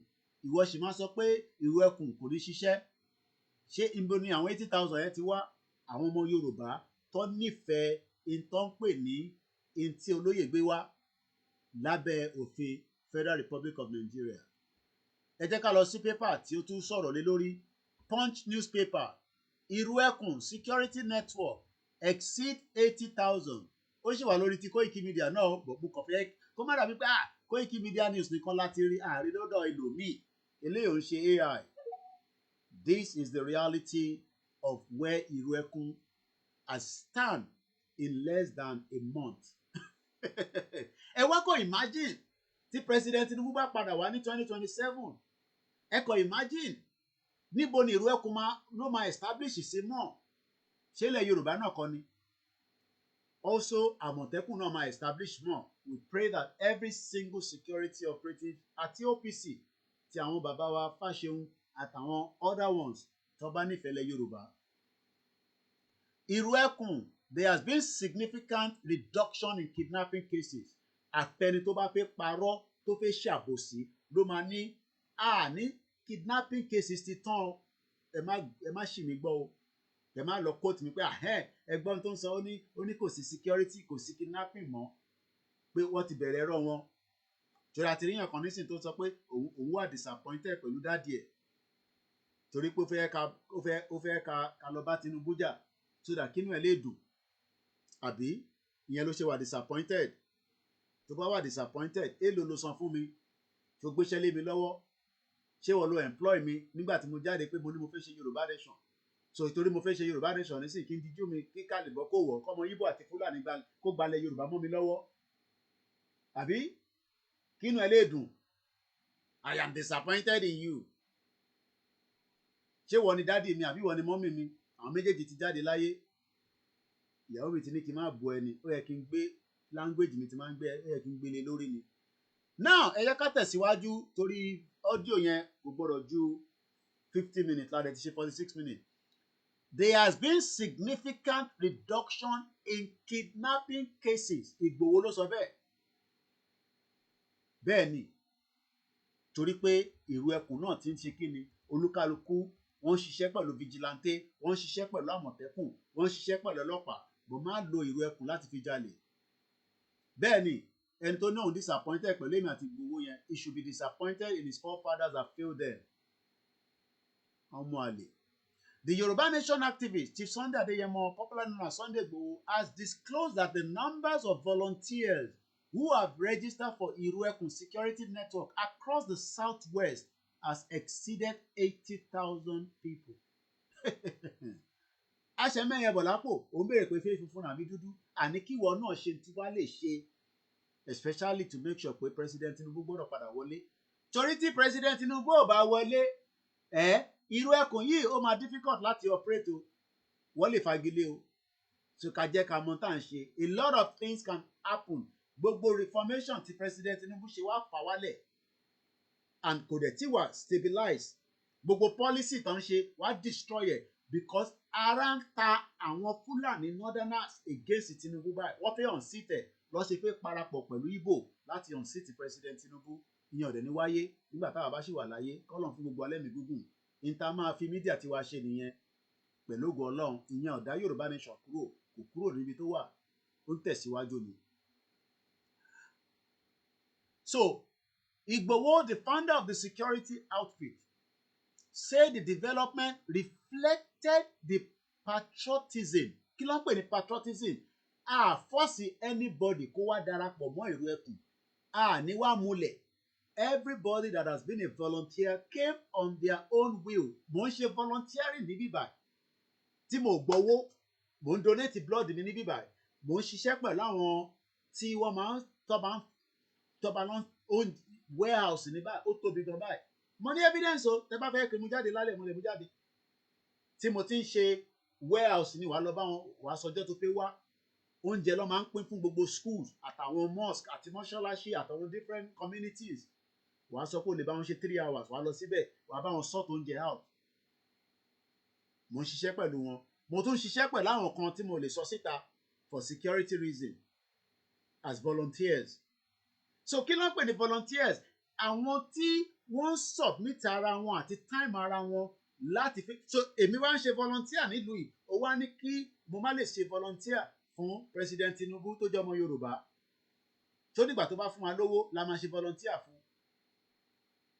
after tá ti rí pé yes evidence wà tí kò bá ń ṣe president Tinubu ni ṣá máa rí 80,000 people tó jáde tó dẹ̀ náà fi ṣe ìrú ẹkùn ṣé Fúlàní bá wà níbẹ̀ tẹ́lẹ̀ ṣé wọ́n máa gbà wá láàyè ṣé àrípọ́ fẹ́ pa Ìgbòho sínú ilé ní July 1st 2021 ojú ń dùn ẹ́ o kó kẹ̀lẹ̀bẹ̀ sójú o ò gbọ́ rárá pé wọ́n fẹ́ pa Ìgbòho sínú ilé tó lọ ọdún 5 níta ó wá wọlé pẹ̀lú bàbá wa Olúgbọ́n bàbá wa ọba Ọọ̀ni òrìṣà pẹ̀lú bàbá wa Olúbàdàn of Ìbàdàn tó bá president Tinubu sọ̀rọ̀ ọmọ ẹni Ìgbòho jẹ́ kó máa padà bọ̀ ẹ má yọ mí lẹ́nu try and focus on the issue bó ṣe wù mí mo ṣe ń ṣe program mi tó bá tẹ́yín lọ́rùn ẹ lè work out ní ọkàn máa sọ fún mi pé kí n focus focus náà ni a gbọ́dọ̀ respond sáwọn tó bá ń ṣe ní yànmọ̀yànmọ̀. So a statement issued by his media office and made available to newsmen in Ibadan, Oyo State, he said that since the launch of Iruekun security network there had been significant reduction in kidnapping cases kọ́lọ̀ foríjì àdògún àti àfà particularly in areas that were previously under siege tó bá bí Fúlàní dá tó bá bí àwọn tó ń kidnap dá kọ́ wọnú àwọn bíi area kan kọ́ lọ kidnap àwọn èèyàn kò ń ṣe gbogbo nǹkan la máa sọ mo kí ìyá wa ní kí ó tójọ́ mẹ́ta wọ́n ní Koiki good job ẹ kú iṣẹ́ ọmọlúàbí bẹ́ẹ̀ ni ọmọlúàbí ni wá lóòótọ́ àti bínú tó pọ̀ rẹpẹtẹ sí president bínú sáwọn ọba ni wọ́n foríjì wá tí ta bá bínú sí president Tinubu náà á foríjì wá náà ni ètò mátà ni pé shine your eyes kọ́ má gbalẹ̀ mọ́ wa lọ́wọ́ torí tó bá ti gba president Tinubu wọ́n ti ń gbalẹ̀ mọ́ wa lọ́wọ́ náà dáadé ẹ̀ nìyẹn wáyé tó sì wà ń bẹ̀ a sì lè rí kankan ṣe so mo kí gbogbo ẹ̀yin tẹ́tí darapọ̀ mọ́ wa. So òun náà lè ti gbọ́n yẹn critical stakeholders including Governor Abdulrahman Abdulrazak are partnering with us in the state gbogbo ẹ̀yin tẹ́ ẹ̀ níyẹn Ìgbòho kí ló ṣẹlẹ̀ ní Kwara ó ti níyanjú a dúpẹ́ fún bàbá wa Governor Abdulrahman Abdulrazak kódà èmi gan bọ̀ ní Kwara State a dúpẹ́ fún Governor of Kwara State ṣé àdídúpẹ́ fún Olódo ní Kogi State ẹ wo bá ṣe lọ yẹ wọ́n ta lọ yẹ wọ́n sí ní Kogi State ṣe mọ̀ pé tí governor bá ní Ìgbòho gbọ́dọ̀ wá Ìgbòho ò ní lọ Kogi so yes Ìgbòho fẹ́ lọ sí Kwara State but for one reason or the other governor náà wọ́n ní sílé àbí kankan bẹ́ẹ̀ yẹn lọ nísìnyí òun lòun máa welcome Ìgbòho kí Ìgbòho máa bọ̀ pẹ̀lú ìlú ẹkùn ẹ̀ kọ́ wá bá wa mú àṣẹ sí ilẹ̀ níbẹ̀ mo tẹ̀ gbọ́ pé wọ́n ní platform kan wà àwọn máa ń sọ̀rọ̀ against Ìgbòho ni lórí WhatsApp gbogbo platform tẹ níyẹn la ní àwọn èèyàn sínú ẹ̀ platform wo ni mò ń sọ platform tó jẹ́ ti chief imam ilẹ̀ Yorùbá wọ́n ní gbogbo wa ló máa ń tako Ìgbòho nínú bẹ̀ wọ́n máa ń pè ní oríṣiríṣi orúkọ bẹ́ẹ̀ ni ẹ ṣe gan ni ìyá wa ní kì wọ́n ní Igbos and Fulani our greatest threat in Yorùbá land we have to vote for àná àwọn family tèmi ti lọ gba voters card èmi ò ní kí wọ́n lọ gba tiẹ̀ o but family tèmi mọ̀ pé ó jẹ́ family mi wọ́n ti lọ sí local government wọ́n ti lọ gba voters card tọ́dẹ̀ máa tẹ̀ka fún president Tinubu lágbára Elédùmarè ní 2027 tí kò bá ṣe pé olú ẹ̀ máa wà ní London kébì kan lọ register kí n lọ gba voters card mi ni ká lọ tẹ̀ka fún ṣé mo dìbò fún Labour Party ní bíbá láti ìgbà tí mo ti wà ń lò yìí àdè láwọn tó ń dìbò fún conservative but ti Nàìjíríà yàtọ̀ a lè fi wé ti Europe torí pé agenda àwọn North àti Igbo àmọ́ tó fẹ́ ṣe so lórí ìrù ẹkùn ni mo ti fún wa ní update bó ṣe ń lọ lọ́wọ́lọ́wọ́ a tún máa fún yín ní ọ̀pọ̀lọpọ̀ update so ẹ̀yin ọmọ Yorùbá 80,000 ti wà lọ́wọ́ wa báyìí tó jẹ́ volunteers kò sí diaspora tó ti volunteer ní ibi tó bá wà especially ẹni tẹ́sẹ̀ ẹ bá ti múlẹ̀ tó tẹ́sẹ̀ bá múlẹ̀ má lọ volunteer tó má lọ gbàgbọ́ ẹ̀bí ẹ but kí ló ń pè ní volunteering mo fira mi sílẹ̀ fún wákàtí kan ẹlòmíì ó kò lè jẹ́ pé iṣẹ́ tó máa bá wa ṣe ni pé ládùúgbò ẹ̀ ṣáà máa wo àwọn tó ń wọlé tó ń jáde kò dẹ̀ máa fún wa ní report kí ló ń pè ní security a máa analyze ẹ̀ kò ń ṣe pé Fúlàní tí ó wà nulẹ̀ tó ń gbé nínú ilé la fẹ́ lọ pa la fẹ́ attack no but Fúlàní tó bá wà nínú igbó tó bá pààyàn tó bá attack wa àwa náà máa ṣe tí tó bá tó bá yẹ lábẹ́ òfin kì í filẹ̀ bẹ́ẹ̀ so gbogbo ẹ̀yin tí ẹ báyìí ti mọ̀ irú ẹkùn máa di 1 million volunteers lágbára Elédùmarè táàdì ẹni fẹ́ni kankan lówó tó máa sọ pé àti new because information la need ẹ̀yẹ kan fún Ìgbòho ní information àwọn tó máa lọ ṣiṣẹ́ yẹn gangan àwọn ti mọ̀ but tá bá fẹ́ kí security kó tight nílẹ̀ Yorùbá moving forward ká fi end the first hour yìí àwa la máa lé gbogbo Fúlàní tó ń bẹ ní àyíká àwa tó jẹ́ oníjìbìtì olè kidnapper terrorism president Tinubu ò lè dá ṣe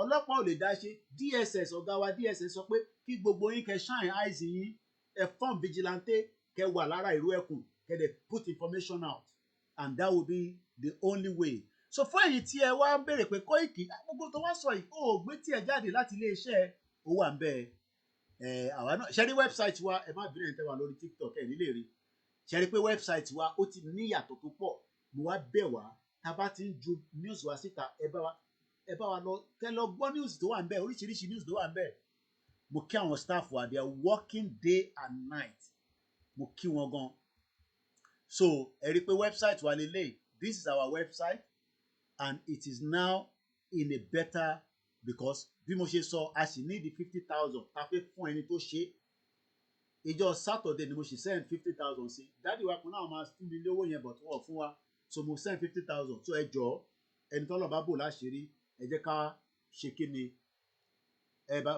ìyá wa Olúṣọlá Davis ní Ìgbòho should be careful as he is going to Kwara bẹ́ẹ̀ ni kò síbi tí Ìgbòho bá fẹ́ lọ tó ní wà careful but Ọlọ́run tó ń ṣọ́ Ìgbòho kò ní fi sílẹ̀ lọ́rùn so yes Ìgbòho takes precaution all the time there's no doubt about that because gbogbo ẹni tẹ́ nífẹ̀ẹ́ Ìgbòho náà lẹ́ sọ pé Koiki ẹ máa sọ fún Ìgbòho kó ṣọ́ra o kó ṣọ́ra o kó ṣọ́ra o torí àfẹ́ wàhálà o àdẹ̀fẹ́ wàhálà rárá o bẹ́ẹ̀ ni bó ṣe láti rí nìyẹn so ẹ jọ̀ọ́ èèyàn wa bí mo ti ṣe sọ lẹ́ẹ̀kan sí wẹ́bsáìtì yìí 200,000 ló cost wa láti fi ṣe láti fi kọ́lọ̀ bá foríjì ẹni tó kú ẹ̀gbọ́n bàbá wa Ọọ̀ni òrìṣà so wẹ́bsáìtì yẹn lẹ́ rí is a new website that has it's not new but a ṣe àwọn oríṣiríṣi iṣẹ́ tó pọ̀ lé lórí iṣẹ́ tá a dẹ̀ ṣe lé lórí òun náà ló ń lọ lọ́nkàn yẹn so ìyàtọ̀ ti wà interface and there is still a lot of work that needs to be done kódà a fẹ́ create apps wa náà so there's a lot of things tabadẹ ti ń grow náà la máa lè employ more people tó máa bá wa náà ṣiṣẹ́ so mo kí gbogbo àwọn mídíà pátápátá ẹ ṣé gan ni ìyá wa Olúṣọlá David so gbogbo ẹni tí ó bá wá ní Koiki tó àwa ní 5,000 tá lè fi ràn lọ́wọ́ kẹtẹ kọ́kọ́ tẹ sanwó ẹni tó ṣiṣẹ́ torí ẹni tó bá ṣiṣẹ́ ó gbọ́dọ̀ gba owó iṣẹ́ náà ni so ẹ lè ràn wá lọ́wọ́ details wa òun náà ni a fi sórí screen yìí so that is on the first side of the discussion so audio yìí ó máa lọ báyìí ká tó wá padà wá fún second part. My name is OLAYOMI KOIKI, and I'd like to say good evening and welcome once again. Aago mẹ́wàá ló lù níbi tí gbogbo èèyàn ti ń sọ news. Mo ń wo Al Jazeera báyìí. Al Jazeera is funded by their government. BBC is funded by the TV license. So tá a bá fund iléeṣẹ́ yìí náà, ìwọ̀nba náà tá a bá lè ṣe náà la máa ṣe. But àwọ̀ ni wàá lajú wa sílẹ̀ kí tàlùbọ̀ kò wọ̀. So gbogbo ẹni tó bá fẹ́ ràn wá lọ́wọ́ fáwọn tó bá wá ń béèrè pé àwọn ò rí account number tó fi wọ̀n bí àwọn tí ó wà lórí YouTube àti Facebook nìkan ló fẹ́ jẹ́ kọ́ bẹ́ẹ̀ dá sí. Bó jẹ́nu First Bank wà lẹ́fẹ́ bá wa fi sí 30 96 80 88 48 òun ni account number yẹn Ọláyọmí Ọlákúnlé Kóìkì. Tó bá dẹ̀ pé orí Opay ló pé yín láti tètè ṣe sí 6104290167 6104290167. Tó bá dẹ̀ pé orí Kofi or PayPal musakalam1@yahoo.com. Mo kí alànà Professor Adébánjí Akíntóyè bàbá dáadáa bàbá lálùbáríkà ká tó tún padà sínú the next segment. Ṣé a ti rán àwọn ọmọ Peter Obi gan tó jẹ́ obedient tó fẹ́ sọ pé àníṣe àwọn máa support President Tinubu? We have a lot of evidence to back it.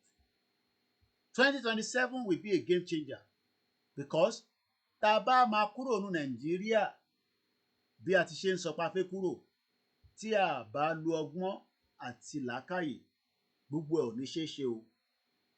Á jẹ́ pé àmọ́ tá à ń ṣe nìyẹn. Èmi dẹ̀ believe pé gbogbo alamọ̀ tá à ń ṣe.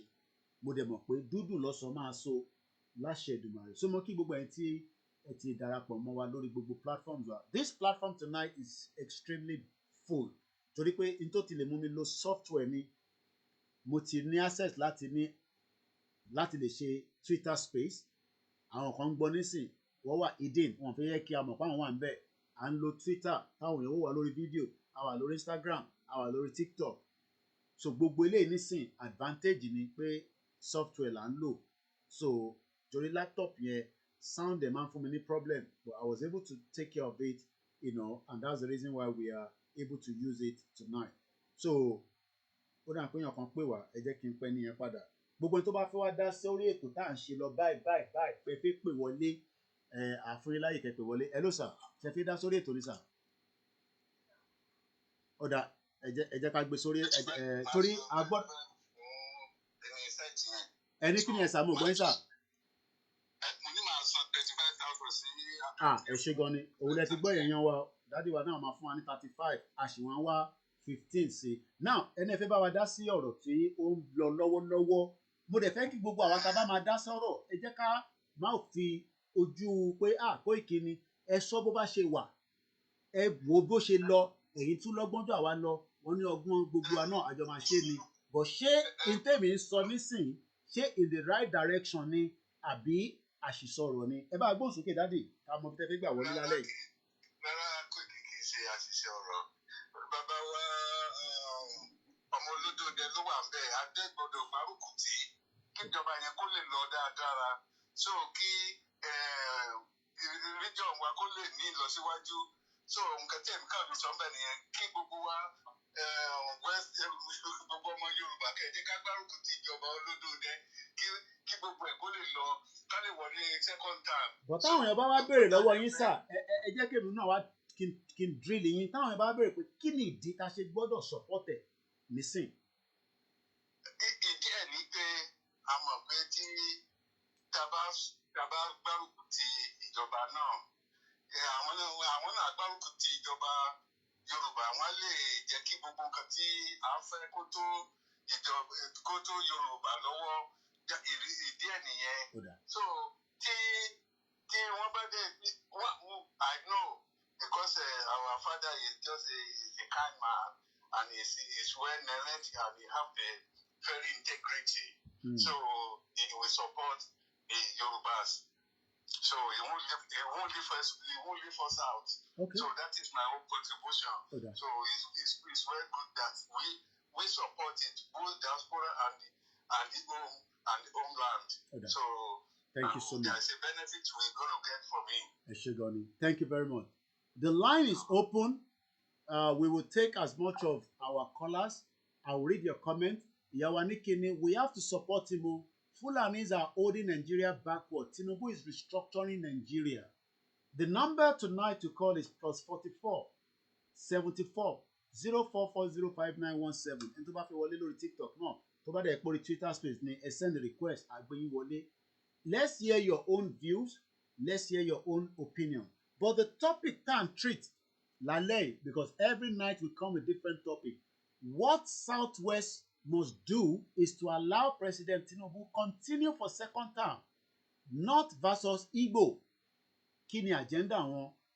Now, mo ní mo ti rí ọ̀pọ̀lọpọ̀ fídíò social media lọ́wọ́lọ́wọ́ yìí. It seems that even àwọn ọmọ obedient wọ́n ní Tinubu ni àwọn máa tẹ̀ka fún ní 2027. Bọ́ká tó lọ síbẹ̀, news kan jáde tí àwọn ọmọ wa fi sórí platform wa. Mo kí gbogbo àwọn team Koikimedia lẹ́ẹ̀kan sẹ́jọ́ ẹ fi ọ̀rọ̀ wa síwájú yín kí ọba Elédùmarè lè á wà lórí gbogbo platforms pátápátá. Akí bàbá wa lànà ìyẹn Professor Akintoye. So let's go back again into the news tó jáde láìpẹ́. Ká padà síbẹ̀. Gbogbo ala ti gbọ́ pé ọ̀rọ̀ 1940 gbogbo yẹn a ti mọ̀ yẹn. Gbogbo ala mọ̀ pé the way the country has been set up is not in favour of anybody. Gbogbo ala ti mọ̀ yẹn. But kí ni nǹkan tá a máa ṣe láti lè jẹ́ kí our own ways of interfere kó bọ́ sí? Do we leave Tinubu alone? Or do we make sure we continue to ask him to come back, and then a lè wá gbé ọ̀pọ̀lọpọ̀ interfere síwájú bàbá náà kí ọba Elédùmarè kó fún bàbá náà ṣe? Now, tí ẹ bá wo news tí mo fi síwájú wa yìí, èyí tí orí website wa tí a pè ní koikimediainternationalnews.com, alleged $2.63 million money laundering court grant Miyetti Allah president 2 billion naira bail. Ẹ ṣé gan ni ìyá wa Olúṣọlá Davis ní Koiki, àbúrò mi dáadáa, àwọn nífẹ̀ẹ́ mi, wọ́n máa ń ránṣẹ́ fẹ́ hẹ́n ṣe àǹtí mi ni wọ́n náà ti fi 20,000 ránṣẹ́. Tabatúrẹ́ tó máa tún ràn wá lọ́wọ́, I appreciate it. Kátẹ̀lé sanwó ẹni tó ṣe website yẹn lálẹ́ yìí, we are grateful. Kò ń ṣeré mo fẹ́ sọ, mo kàn bá news pàdé ni. Tẹ bá rántí pé United Arab Emirates ó sọ fún Buhari pé àwọn kan wà nínú ìlú ẹ̀, àwọn ló ń fund terrorism. Let's be honest with ourselves. Ṣé Yorùbá ló ń fund terrorism ni àbí àwọn Fúlàní? Ó dà pé èèyàn kan ti send request wá pé àwọn fi bá wa dá sí ọ̀rọ̀ talẹ́ ìyá wa Nikki, ìyá dáadáa. Ó ti tójọ́ mẹ́ta tí mo ti rí wọn. Wọ́n ti faṣẹ́ lọ rẹpẹtẹ. Wọ́n ti busy. Ó yẹ bá wa dá sọ́rọ̀ náà. Ẹ káàbọ̀ mà. Yes, Mr. Koiki. Mo kí yín mà. Kò ṣe ẹkújọ́ mẹ́ta, ó ti pẹ́ tí mo ti wá sórí platform. Èmi kan ti pẹ́ tèmi náà ti jókòó báyìí. Jíjẹ múmu là ń bá káàkiri báyìí, kí la máa ṣe sí? Ìyàwó wà ń bẹ, ọmọ wà ń bẹ. Ìlú òyìnbó kẹ́rì báyìí, ìbílẹ̀ ò dúró díẹ̀. Adúpẹ́ fọ́lọ́. Ó yẹ bá wa dá sí mọ́. Gbogbo tẹ̀ ń sọ látàárọ̀ ni mò ń gbọ́. Ṣé rí tí èèyàn bá ti pàdé ọmọ Yorùbá àtàtà tí kì í ṣe ọmọ Fúlàní á ti mọ̀. Ó ti pẹ́ tí mo ti ń follow yín àtàwọn yèyé dára Yorùbá during the Yorùbá nation. Àwa Yorùbá, let me go straight to the point. Àwa Yorùbá ní láti support President Tinubu for many reasons. Tí everybody bá wo nǹkan tó ṣẹlẹ̀ ní Nàìjíríà, there is this certain tribe tó ń hold Nigeria backward for many years. President Tinubu might not be perfect just like everyone else, but understand something. Bàbá yẹn ti ń restructure Nigeria. Wọ́n dẹ̀ láìkẹ́ ní north. Okay, ẹ wo gbogbo tó ṣẹlẹ̀. Like President Tinubu kájẹ́ sí ìpò qualify. Ṣé òbí tó sọ pé òun ò fẹ́ wàhálà? Dàbí nǹkan kan lókè, dàbí background. Òbí tó sọ pé òun ò fẹ́ wàhálà. The man is not coming out with anything. Kò sí structure, kò sí kankan tó ready àti add value. Just because somebody is a gentleman does not mean you are qualified mentally for something. Àwọn èèyàn ní láti put emotions aside. Bàbá Tinubu is the only answer. Ẹ gbàgbé ẹ̀. Now moving forward, àwọn ọmọ Yorùbá, Yorùbá ní ṣèbí náà wà láwọn tí máa ń bú Bàbá Tinubu gbà yẹn. Not because we hate Bàbá Tinubu, but because a fi pé kí Bàbá Tinubu stand up. Kí wọ́n sọ pé kí Yorùbá pín. Ẹ mọ̀ emotion wa ni, but right now. Bàbá yẹn ń gbé lọ sí regional. A jẹ́ ní láti jẹ́ kó rí wá pé àwọn ọmọ Yorùbá àtàtà. So a gbọ́dọ̀ fi emotions wa ká kọ́kọ́ gbé emotions yẹn sẹ́gbẹ̀ẹ́ náà. Ká Logic before emotion. We have to be very logical.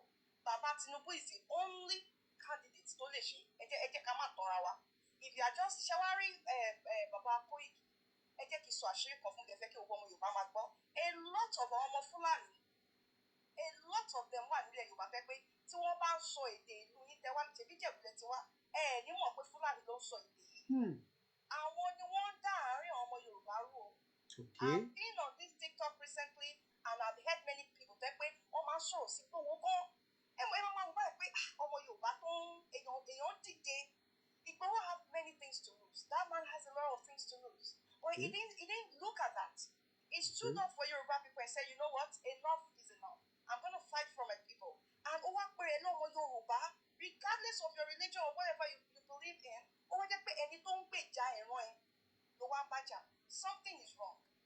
But the fact that Yoruba can pay very close attention. The same thing with Fulani. Social media. Move forward. Ẹnu Yorùbá kò anybody wá sọ pé ẹnu Yorùbá kò mọ irọ́ ni àwọn ọmọ àlè ní àárín ilẹ̀ Yorùbá ni wọ́n ń da ilẹ̀ Yorùbá rú and we need to be smart this time ojú wa ti là àwọn ọmọ Yorùbá ni òtẹ́pẹ́ ìjẹ Yorùbá ló ràn lára wa àìmọ̀ ìgbà tẹ́pọ̀ máa ń bú mi mo máa ń wọ́ wọn náà if you come for me I will come for you. Bẹ́ẹ̀ni. Mi ò ní gbà láyé ìran mi Yorùbá ni dédé ìran till 100 mix rí nínú family take it wá.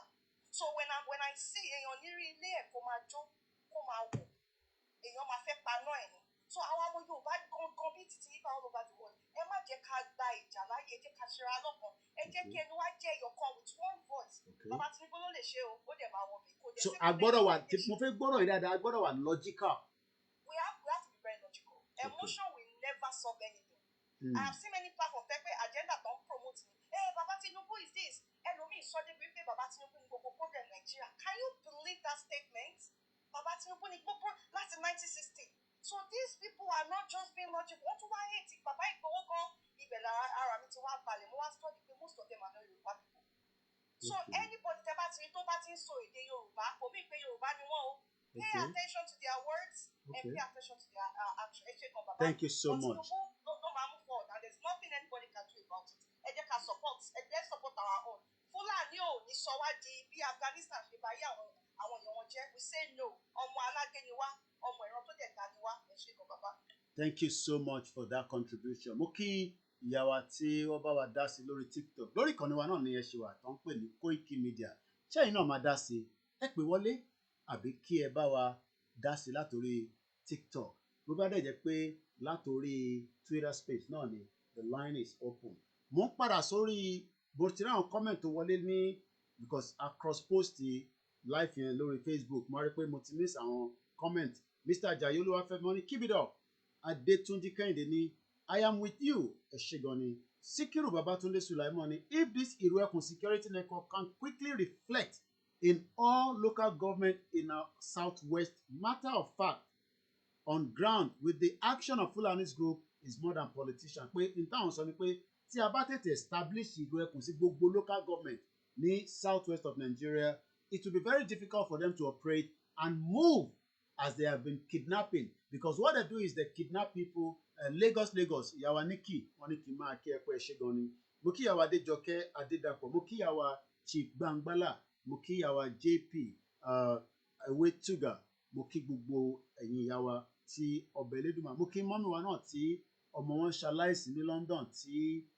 ó máa ń kọrin tí wọ́n padà pa ní Silvertown ní June 5 gbogbo àná la gbọ́ news yẹn grandma tí àwa mọ̀ tájọ wà nínú platform GR1 tàdéjọ́ ń ṣe Yorùbá Nation ìyàwó Grace ẹ̀gbọ́n wọn ni ọmọ wọn ṣaláìsí yẹn is a very painful thing to lose a 35-year-old son so kọ́lọ̀njọ́ gbogbo ẹni tí ó wà in pain for one reason or the other bí èèyàn kan kú ni èèyàn kan sick ni a lot of things are happening we pray that ọbẹ̀ Elédùmarè elevate gbogbo wa ìyàwó ní kíni Ìrù-Ẹkùn is the best way forward so mo kí gbogbo ẹ̀yin tí a jọ wà lórí ètò Síkírù Babátúndé ní the clash happened at Ibadan recently it is a sign for we to know that anything can happen bẹ́ẹ̀ ni tá a bá wo incident tó ṣẹlẹ̀ ní Ìbàdàn yẹn, it is worth talking about because it's a very sad one. Ẹ ṣé gan ni ìyá wa Nikki, for the fact that ìyá wa brother wa Joseph Adeleke ìyá tó sọ̀rọ̀ tán yẹn wọ́n ní in fact this woman is making a lot of points, and I think a lot of people might be thinking platform tèmi tún ṣe wá di pé ọ̀rọ̀ Tinubu la gbé dání, because I am logical. I have lived there for many years. Wọ́n náà wọ́n fẹ́ Keir Starmer mọ́, and the bonnet ti di prime minister wa láàárọ̀ yìí bye. So a lè wá torí pé a fẹ́ campaign fún Yorùbá nation ká wá díjú wa tán pátápátá against President Tinubu pẹ̀lú gbogbo ìgbésẹ̀.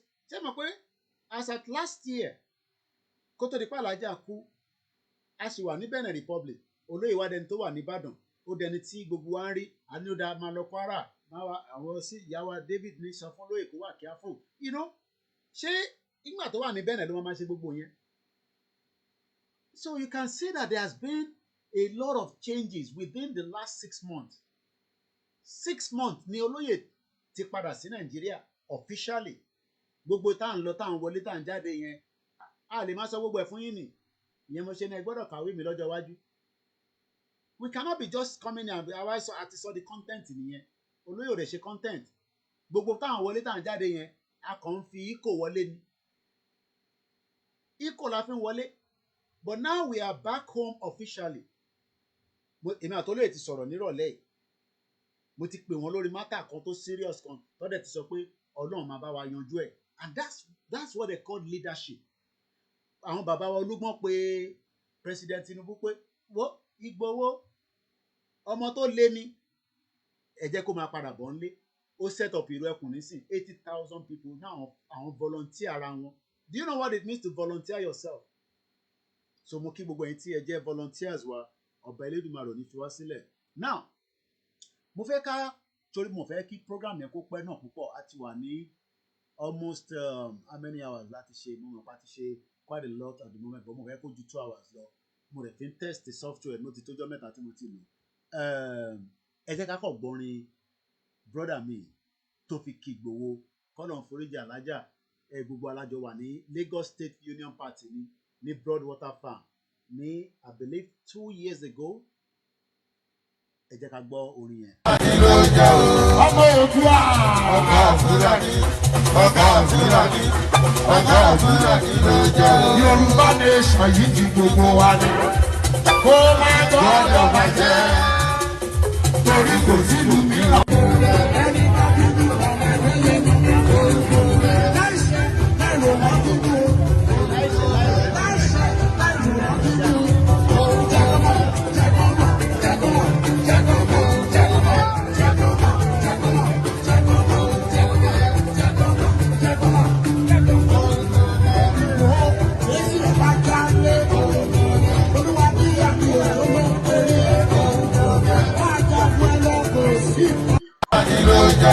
Ọmọ Oòduà ọ̀gá Fúlàní. Kọ́lọ̀ foríjì alájà, ìyá mẹ́tò ni màmá tó bí mi, ó mẹ́tò event committee organizer. Kọ́lọ̀ bá foríjì. Mo kí gbogbo àwọn àrò mẹ́ta, alájà Queen Ara, Kentos àti Tóyìn Ọláoyè àti secretary ní Paris àti gbogbo wọn. Mo kí ẹgbẹ́ ìfẹ́ lódò, mo kí gbogbo ẹgbẹ́ pátápátá. Now bẹ́ẹ̀ àwọn ìyá mẹ́tò ni ìyá alájà, ìyá mẹ́tò ni òun ló wà lẹ́yìn ìyá mẹ́tò ni ó to gbogbo ètò yẹn tó fi kú ni. Bó ṣe ṣe títí pẹ̀lú àwọn ọ̀rẹ́ ẹ̀ nílé bẹ́ẹ̀ náà ló ṣe ní UK, kò bàjẹ́ rárá. Mo kí gbogbo àwọn Muslim Association of Nigeria tó dúró lẹ́yìn ikú alájà. Mo kí gbogbo ẹ̀yin Christians ẹ dúró. Mo kí gbogbo wa. Bàbá mi Clef Folex àwọn tẹ̀ tí wàá bínú tó pátápátá báyìí, wọ́n ní Tinubu for life president. Àwọn tí wàá bínú tó irọ́ ìyá mi ò ṣe Ìjẹ̀bú woman o, Lagos woman ni o.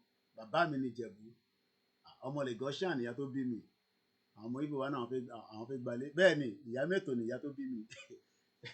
Ìlà ẹlẹ́lẹ́ ìlà tá a fi ṣe Lagos State Union ẹlẹ́lẹ́ kọ́lọ̀ foríjì gbogbo wọn. Àwọn tó ti kú wá ti máa ṣe fàájì lọ́hùn báyìí nísìn, àbí kí lọ́tẹ̀ máa jẹ lọ́hùn, ṣákàrà lọ́wọ́ máa jẹ ní àbí dùndú pẹ̀lú ata tó da tó.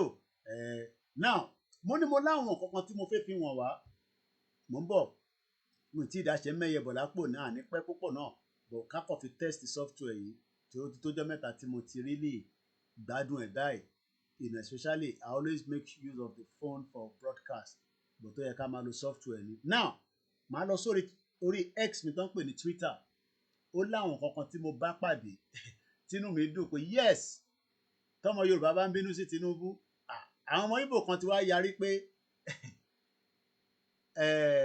Gbangbala and Ajani family are one in Lagos Island bẹ́ẹ̀ ni mo ti bá grandma sọ̀rọ̀ lálẹ́ màmá dáadáa mo kí alájà white náà gbogbo ni mo kí alájà Adéyẹyẹ ni a jọ lọ gbé lẹ́tà lọ sí Downing Street so mo kí wọn now mo fẹ́ lọ sórí Twitter mi torí mo ti retweet gbogbo àwọn nǹkan tí mo fẹ́ fi wọ̀n wá yẹn mo kí gbogbo àwọn tó wà lórí Twitter space bó ṣe ń lọ náà ni àfihàn wáyé please share and love and like because it goes a long way with helping us mo kí gbogbo àwọn staff wa they are working round the clock mo fẹ́ fi fídíò ìwọ̀n wá yes a lè má ní time ní the first real tenure of Tinubu to do what we are doing right now but àwọn nǹkan tá a bá rí wọn náà fẹ́ reconstruct Lagos Ìbàdàn expressway kọ́ lo ṣe pavement àbí kinní kan yes ó máa create traffic mo gbọ́ brother mi bàbá àṣà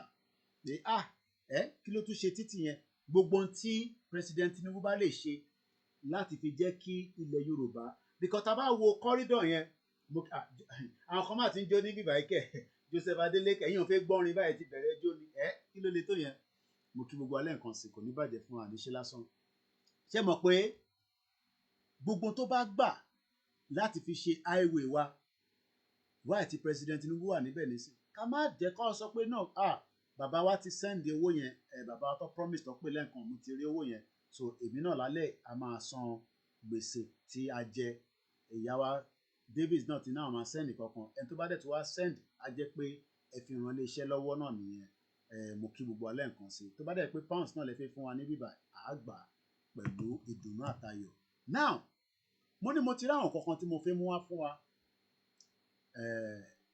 mo ti ráwọn kankan tí mo fẹ́ fi wọ̀n wá Nàìjíríà gbogbo ala mọ̀ pé àbùkù ti kàn lára kò ń ṣe President Tinubu ló gbé àbùkù wá sí Nàìjíríà nígbà tí Buhari wà níbẹ̀ Buhari ó ṣe débi pé President Tinubu gan bẹ́ẹ̀ ni gbogbo tí kódà mo expect pé Fourth Mainland Bridge anything tó bá possible láti fix especially the rail network mo fẹ́ kó túbọ̀ expanded kó máa gbé wa láti Èkó wọnú Èkìtì kó máa gbé wa lọ sí because ìyẹn ló máa open up corridor of businesses tó gbogbo a máa lè ṣe because we need more factories fix anything fixable bẹ́ẹ̀ ni because ṣé a fẹ́ jókòó pé gbogbo àwa náà tá à ń sọ ipa wà lábúròdì nísìn bó jẹ́ nǹkan kékèké náà ni kódà mo lè máa sọ pé mo fẹ́ máa lọ ta phone accessories l'Ondo State torí àwọn ẹ̀yà kejì yẹn àwọn ti dominate gbogbo market everywhere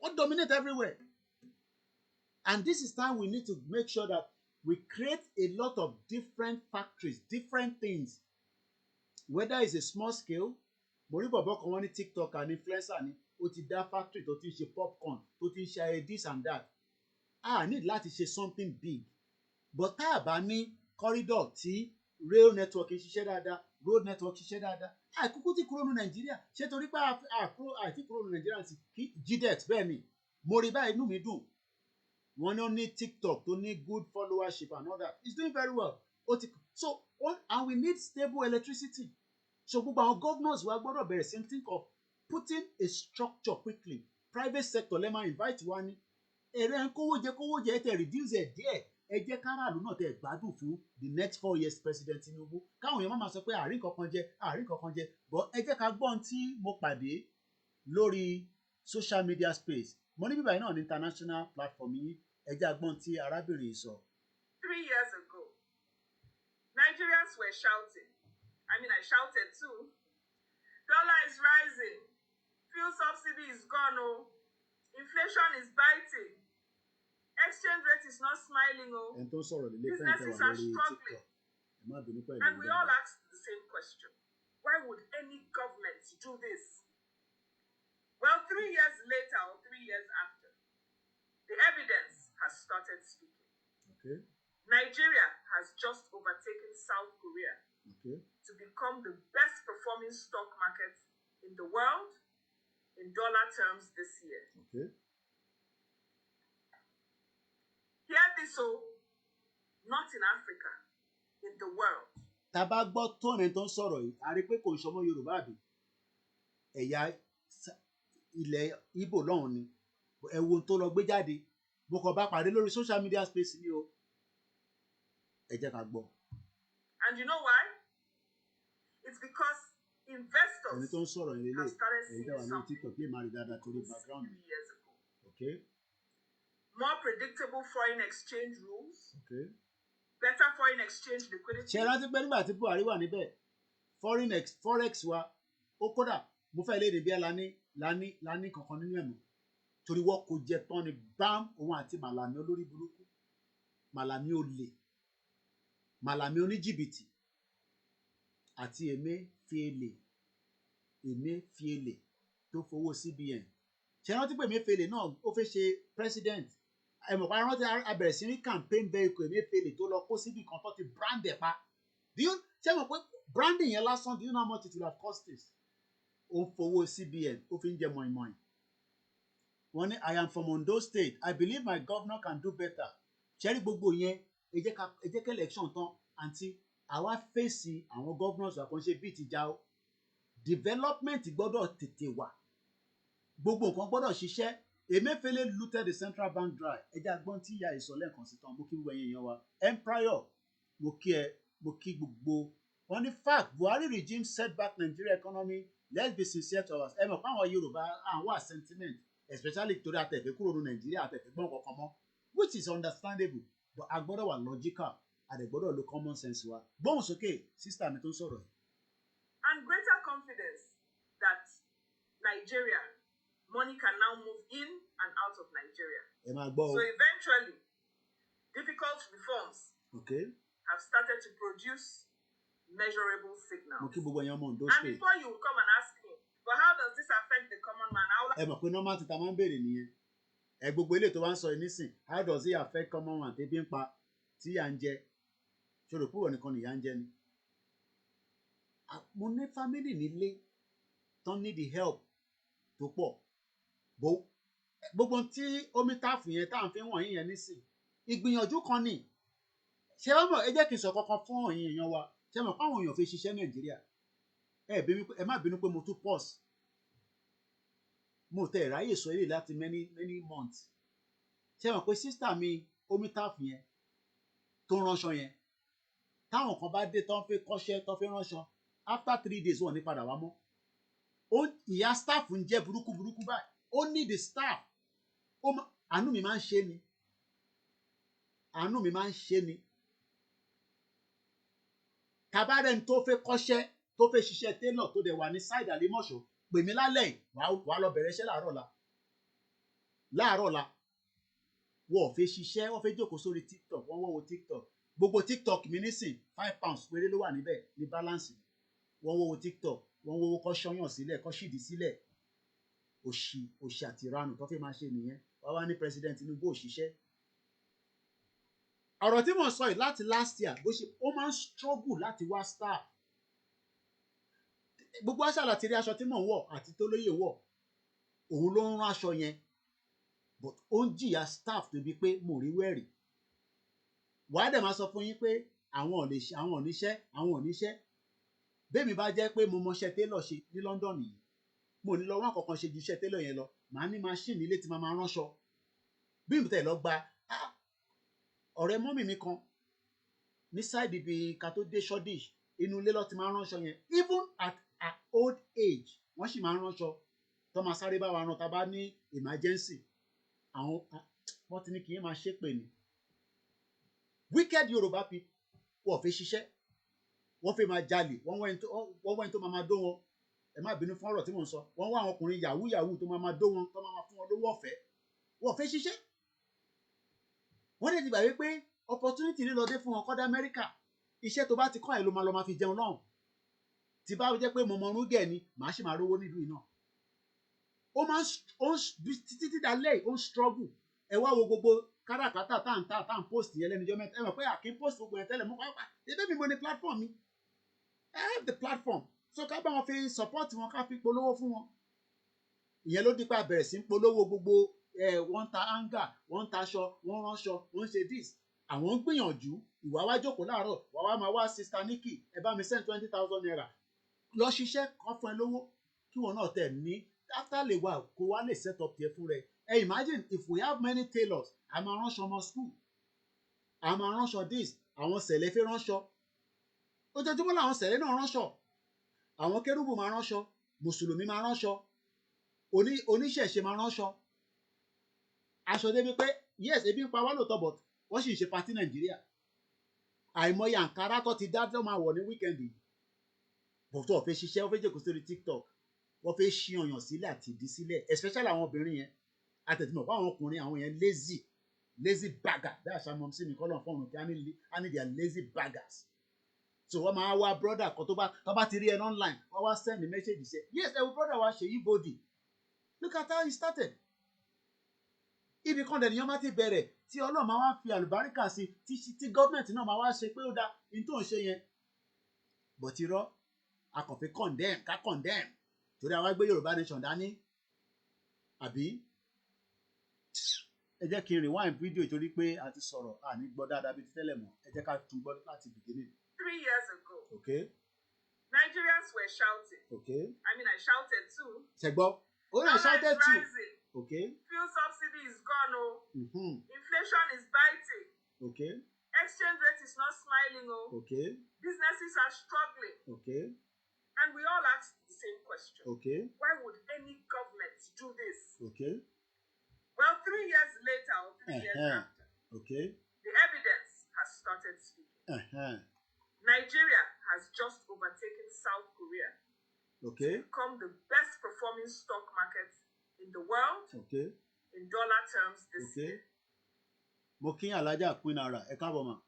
Hear this, so Adẹ̀kú ètò. not in Africa, okay, in the world. Okay. And you know why? It's because investors have started seeing something they couldn't see 3 years ago. Okay. More predictable foreign exchange rules. Okay.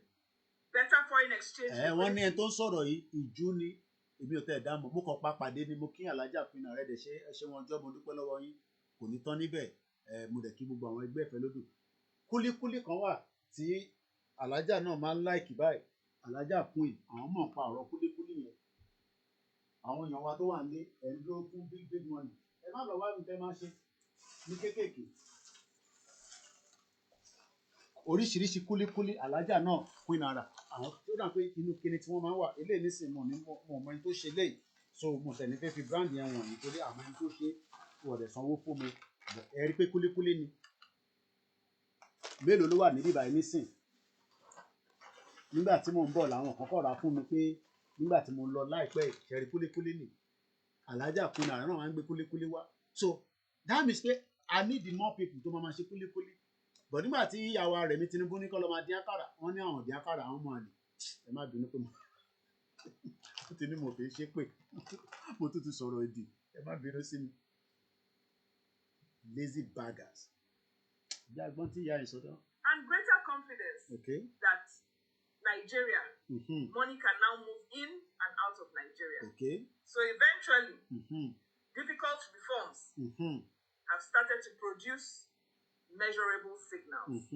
And before you come and ask me, but how does this affect the common man? I will answer you.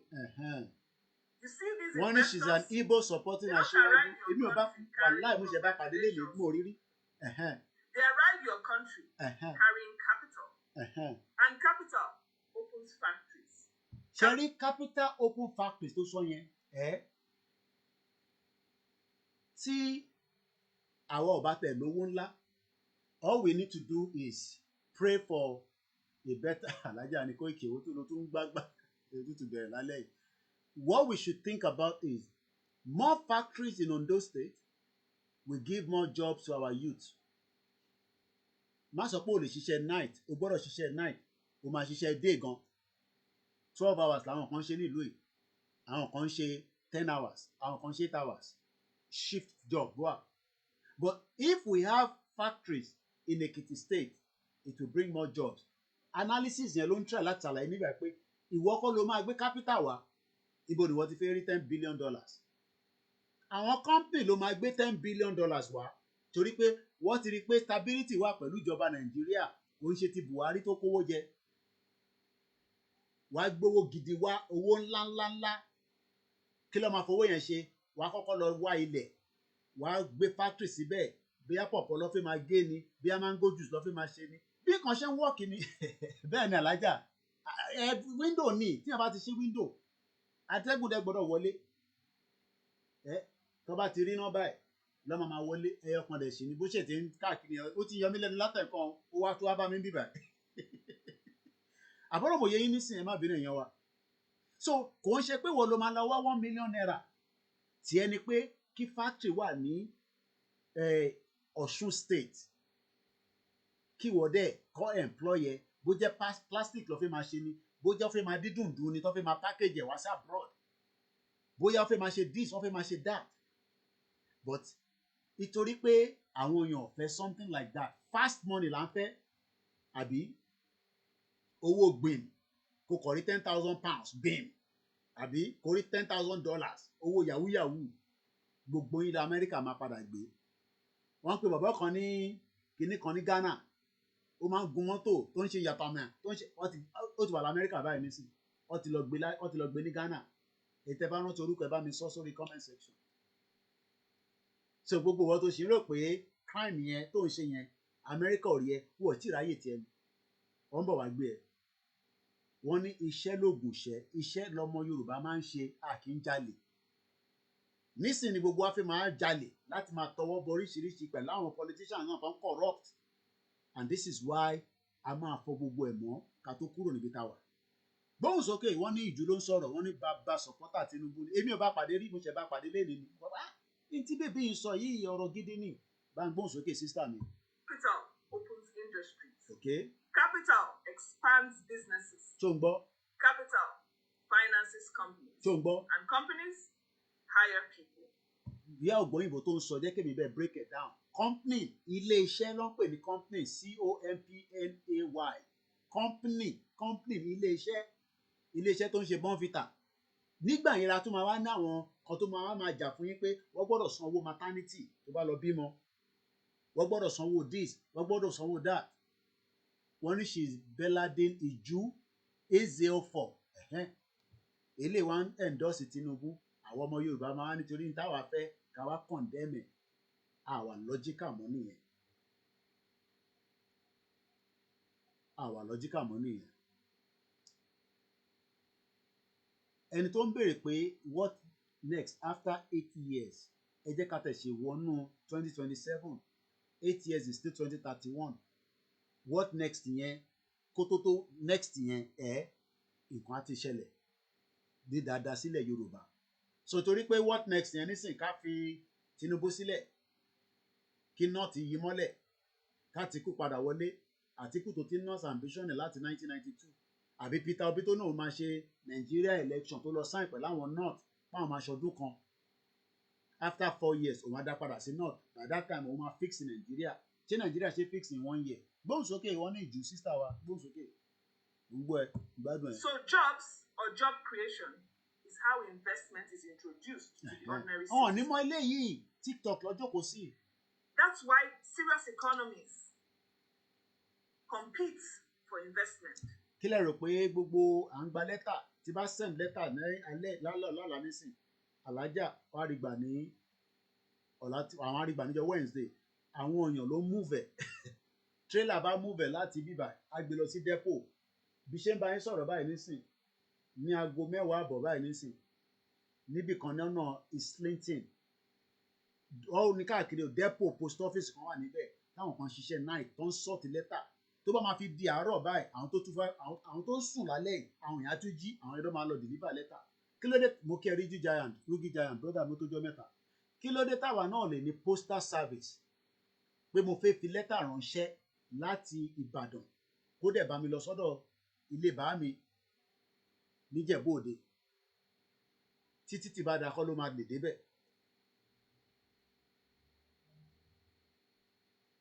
Gbóhùn sókè. Not because investment is the destination. Okay, mo ti no. lójú korúkọ ẹ̀ nísìn. But Bẹ́láńdé because Ìjú. investment Okay. is the beginning. Investment is the beginning. Now, here's the part that really concerns me. Bẹ́ẹ̀ni, ó yẹ ká ní kí President Tinubu kó revamp àbóyìnbó mo fẹ́ sọ, but we might probably need private sector now. Ṣé mọ̀ pé anything private òun ló máa run dáadáa because tó bá ti di government wọ́n máa kówó jẹ ní ìgbà yẹn lẹ́nìkan máa lọ ṣí tíkẹ́ẹ̀tì tiẹ̀ nígbà tó bá ní o fẹ́ lọ post nísìn á fún ẹ ní machine mi tó máa fi gbowó jáde anything oríṣiríṣi ló ń ṣẹlẹ̀ ní Nàìjíríà yẹn. À ní government nìkan àwa náà ìyàn dáadáa ni wá tó bá ní kò sanwó sí bíbá á ní òṣìṣẹ́ sí bíbá iná. So we will need a private sector. Tí ìrù ẹkùn bá ń ṣiṣẹ́ dáadáa nísìn irú àwa lè set up transportation business pé kó máa ná Ìbàdàn lọ sí Kwara tí mo dẹ̀ mọ̀ pé àwọn ọmọ ìrù ẹkùn wà lójú títì pẹ̀lú àwọn ọlọ́pàá àti sójà tí wọ́n dẹ̀ ní compromise tíṣẹ́ máa lọ tó máa bọ̀ ṣé nísìnyí yẹn máa lọ ṣe yẹn tí gbogbo nǹkan tí security ò sí ẹ mọ̀ pé mo ti sọ tẹ́lẹ̀ rí transportation business is a very good business. A lot of businesses wà tí olúkálukú wa lè ṣe níwọ̀nba díẹ̀ kò dìgbà tó bá di Dangote torí a mọ̀ pé Dangote wọ́n fọ́ǹdẹ̀ ni ìjọba ló fọ́ǹdẹ̀ àwọn Fúlàní. So gbogbo wa lè ṣe díẹ̀ ní agbègbè wa tí iná bá ti lè dúró tó stable kò sí reason tá a lè ṣe díẹ̀. While the rest of the world is repositioning for Nigeria, okay. What exactly are you repositioning for? Wọ́n jókòó sórí TikTok sísítà mi tí orí TikTok làwa wà. Bẹ́ẹ̀ni they prefer to beg than work. Ṣé tẹ̀ wá rí begging yẹn ó ti bà wọ́n jẹ́. Kọ́ má ti wá rí ẹ online báyìí. Tọ́ bá ti rí pé o wà lórí WhatsApp tó rí fìrí ẹ lórí online báyìí message màmá wá ní pam. Àṣà àwọn tó ní medical problem tó lè ṣiṣẹ́ bí ẹni tó ń sísítà wa tó wà bedridden. A lè expect irú ẹni yẹn nísìn iṣẹ́ ló fẹ́ ṣe àwọn yẹn need the support government ni. Wọ́n dẹ̀ ní kí n dúpẹ́ lọ́wọ́ gbogbo ẹ̀yin tẹ́ náwó sáwọn. But a ṣe ń sọ fún bàbá wa Ṣèyí Mákindé ẹ bá wa lọ gbé ọmọ yẹn níbi tó wà láti ṣètọ́jú fún à ń bẹ first lady governor state Ọ̀yọ́ state ẹ bá wa lọ ṣe tó yẹ kẹ́ ṣe. Mo kí gbogbo wa lẹ́ẹ̀kan sí i. Wọ́n ní Nigerian Postal Service imagine Ghanaian are sending goods through post to Canada easily. Yàtọ̀ sáwọn logistics kékèké bíi táwọn alájà olúkálukú tó ń lò but internally it is not working. But èyí tó ń gbé ẹrù wá sí abroad ó dà pé àwọn èèyàn ti rí i pé volume ni owó wà ń bẹ̀ so wọ́n ti ń ṣe dáadáa. Wọ́n dẹ̀ mọ̀ pé àwọn ò lè gbé nǹkan tó jẹ́ ti right síbẹ̀ so àdúpẹ́ fọlọ́run so àti gbọ́n tí sísá wa ìṣe. Okay. Somebody else is preparing for the next job. Okay. The next investment. Okay. The next contract. Okay. The next opportunity. Contract táwọn èèyàn fẹ́ ní tí Tinubu máa fún yàn. Wọ́n wá contract tí Ṣèyí Mákindé máa fún wọn. Wọ́n wá contract tí Sanwó-Olú máa fún wọn. Instead of us to start small ní díẹ̀. O fẹ́ ra Range Rover. O fẹ́ máa gun Lexus. O fẹ́ gun Toyota Camry. Yes, we should have strong ambition, but you must also start small. So mo kí gbogbo wa lẹ́ẹ̀kan sí i. A dẹ̀ ti lo ọ̀pọ̀lọpọ̀ hours there. So ẹ jẹ́ ká tún lọ wo ilé tí mo tún bá pàdé. I wan make many of una when they think. Mo tún bá ilé náà bá pàdé. Àwọn èèyàn gidi náà máa ń èmi rò pé àwọn Yorùbá náà ń condemn Tinubu. Àwọn kan wà tó dúró tì í rẹpẹtẹ pé lẹ́yìn ò bá nífẹ̀ẹ́ ó dà pé Ìgbò náà lélẹ̀ tó fi sọ̀rọ̀ ẹ jẹ́ agbọ́n tó fi sọ̀rọ̀. Say they pay me to campaign for Tinubu make una lis ten to this person wey dey talk and most of una wey be Igbos wey hate Tinubu na una brothers dey talk so. Ṣé gbọ́ ṣe rí i pé wọ́n lọ ń wo gbogbo àwọn oríṣiríṣi ó dà màá mú wá báyìí èèyàn wa ẹ jẹ́ ká tẹ̀ síwájú ká gbọ́n tí arábìnrin náà fi sọ. Listen. Nigerians, if these three people were the ones that are going to be on our background, 2027, that's the three major contenders. Others can join us. But these that's the three major contenders. Then I don't have a choice. I will vote Tinubu. I have always said that for me. Ó ní láàárín àwọn mẹ́ta tó máa contest Àtíkù Tinubu àti Peter Obi ìtọ́ bá ní kóun mú ta lòun máa mú òun ló fẹ́ sọ̀rọ̀ lé lórí. At this time that Fulani people are unaliving and trying to take over Nigeria, we cannot have a Fulani president. Ṣègbọ́n tó sọ bẹ́ẹ̀ ni pé kò ń ṣe lásìkò tí àwọn Fúlàní tó para wọn àwọn tiwa ló ń jí gbé ó kọ́kọ́ lò yẹn as number one yardstick yẹn fún Àtíkù. Possible. It's virtually impossible. That is a sellout. We can't do that. Okay. If you vote this man, I'm not trying to campaign against you, but any Nigerian who decide to vote Atiku at this time, you are voting at your own detriment. You are just digging your own grave by yourself. Okay. Then let's come to Obi. Peter Obi is ẹ̀gbọ́n kan tó fẹ́ sọ nípa Peter Obi ìyá wa ní kíni we can never have Fulani president ever again. I totally agree. Ẹ̀jẹ̀ àgbọn tó fẹ́ sọ lórí ti Peter Obi. System. You will reel out all these calculations. That is at the end of the day. By the time he does all the mathematics, at the end of the day, the answer is going to be wrong. Okay. He will calculate land mass. You will talk about other countries' population and you will give wrong figure. Okay. That is not a good quality of a leader. You must be certain of what you want to say as a leader. Secondly, this interview is the deal breaker for me. He was asked, how are you going to deal with insecurity in this country? From his response, he will gallivant around that question. You ask him, he doesn't have a blueprint. He doesn't have anything that he wants. He doesn't know how to do it. He's a confused person. Confused person. In this interview, he said he can do it in 6 months because he has done it in Anambra. I was about. I sat back to listen to how are you going to do it in 6 months? The first thing he said is that he's going to tour Nigerian states in 2 years. You will tour within 2 years. You will tour every state in Nigeria. Then the man said, "Of what use is this tour going to be to Nigerians?" He said he would have listened to all the elders of each state. Then he will now use that to provide. Evangelist Stephen, ẹ ń béèrè pé does Tinubu have blueprint? Tẹ́ bá ti ṣí Bible, kẹ́ni kọ́lọ̀ ń béèrè lọ́wọ́ President Tinubu pé blueprint yẹn níbo ló wà. So gbogbo ohun tí President Tinubu ti ń ṣe títí di wákàtí tí rí blueprint ń bẹ bẹ́ẹ̀ ṣe ń béèrè blueprint nígbà tá a gbé Yorùbá Nation dání náà ni pé blueprint wọn ni bàbá Akíntóyè ní ẹ lọ gba títí fún ẹni tìrì. Now okay. And then he can now go back. He can now make recommendations to what timeline are you going to do it? He said he cannot put a timeline to it. Okay. So you will talk for 2 years, you go back and then bring out what you want to do, and then you don't have a timeline to it. Maybe that your solution cannot end it in 3 years. You must have been out of office because you said you are a one-term president. Peter Obi ní one-term president òun fi ṣe láyé òun kọ́ṣà jẹ́ kóun ṣe one-term kóun máa bá tóun lọ kóun lè gbé power padà fún Fúlàní. Ìyẹn mo ṣe sọ pé ètò talẹ́ tọ́pìkì talẹ́ mo kíyàwó Princess Awonimu tètè rí bí ẹ̀dẹ̀ṣẹ̀ wọlé ni. Wọ́n ní in fact you have seen the Nigerian people finish bàbá mi Koiki which is bẹ́ẹ̀ ni nígbà tí mo ní sister tó ránṣọ tó ń wá tailor lójoojúmọ́ táàrí gbogbo wọn kọ́ máa jòdì kọ́ máa ṣe oríṣiríṣi wèrè.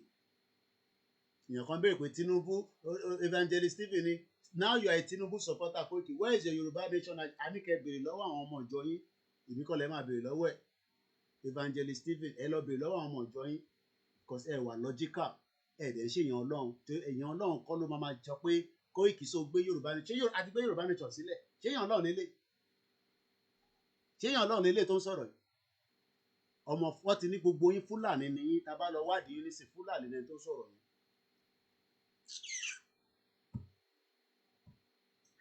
So it looks very, very unrealistic to me. He doesn't know what to do. Putting a country that is chaotic like this in the hands of a country that is chaotic. A country that is chaotic. Agbésọ́wọ́ Peter Obi. Ìyẹn kan béèrè pé ibo ni blueprint kìíní wà?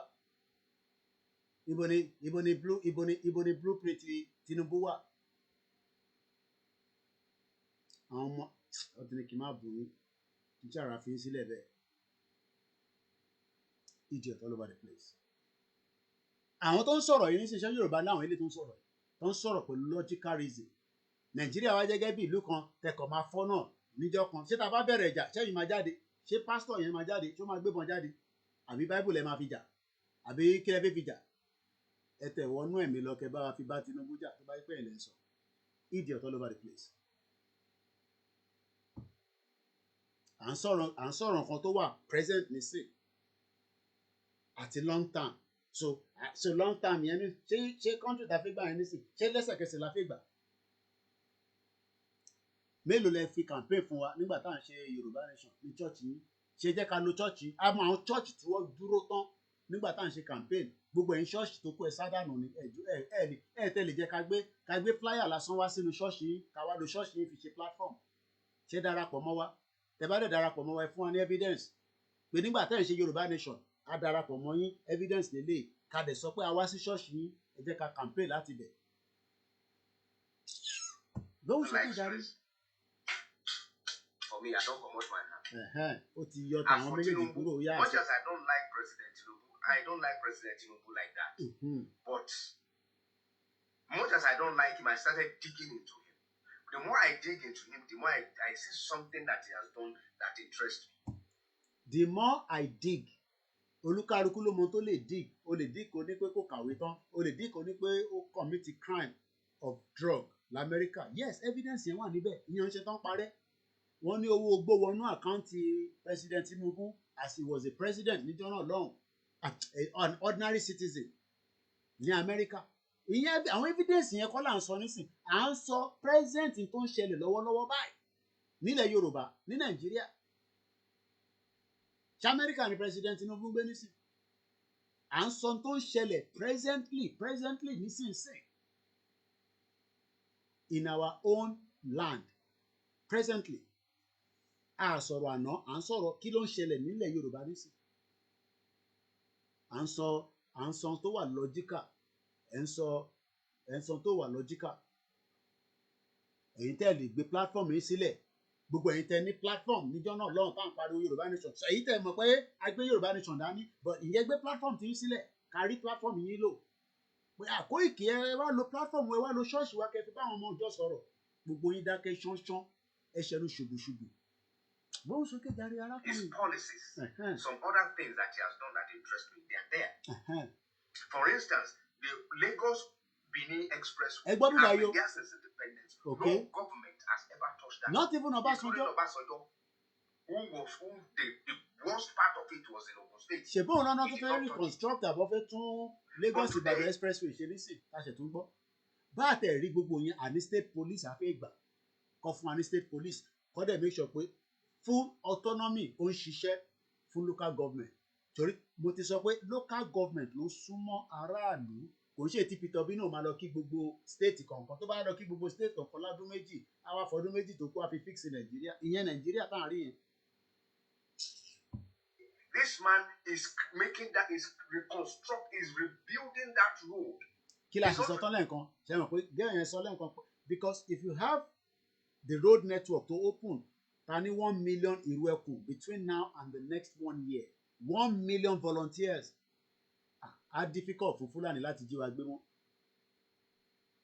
á difficult fún wọn ká dẹ̀ ní state police tó dẹ̀ pọ́n ọmọ Yorùbá lọ́gbà sínú state police tó ń ṣọmọ Fúlàní tó ń ṣọmọ Ìgbò tó ń ṣọmọ Haúsá àbà bí àṣà Ìgbòho àbà lórí ilẹ̀ wa olúkálukú àmọ́ adídùndù wà á dídùn ṣèbí láyé ìgbà kan àwọn èèyàn náà máa ń jẹun títí lè máa fi mọ́ lẹ́kọ̀ọ́ ni ṣá lè ṣe bẹ́ẹ̀ l'Ondo state nísìn ṣá lè ṣe ìbáwá travel láìpẹ́ ní gbogbo táìm tá fi lọ kí àwọn bá wa ẹ̀rí bòmí ó máa dẹ́ẹ̀dì lọ títí àwọn ilẹ̀ dẹ̀ sùn lọ oríṣiríṣi resort oríṣiríṣi la lè set up mountains pọ̀ oríṣiríṣi hiking la lè ṣe mo lè gbéra nísìn kí n lọ ní ìyàn fẹ́ lọ ṣe hiking ní Òkè Ògùn tí wọ́n máa lọ jólúwẹ̀ ẹgbẹ́ but nígbà tí security bá wà mo pàdé bọ̀bọ̀ kan ó náà lọ fún camping ní Bath bí a Bath ló pe ni òyìnbó ni well you know ó náà lọ fún camping pẹ̀lú àwọn àtàwọn ọ̀rẹ́ òun ṣe mọ̀ pé káwọn náà máa ṣe camping kí n kàn gbéra látẹ̀kọ́ kí n lọ sùn sí inú igbó ní Òkè Ògùn níbi kan tí máa gbatẹ́gùn tí ilẹ̀ máa jẹ́ràn ọ̀gbẹ́ tí ilẹ̀ máa fi mọ́ tó bá dẹ̀ díjọ́ Sunday máa padà bọ̀ lẹ́kọ̀ọ́ máa tún máa hustle tó bá di Friday máa wọ train mo tẹ̀ ní láti drive kí má nira mi lára bó dẹ̀ pé tó bá lówó náà wọ plane idiot all over the place. àwa kó gbogbo yẹn sílẹ̀ àti pé tí a fẹ́ kúrò ní Nàìjíríà nù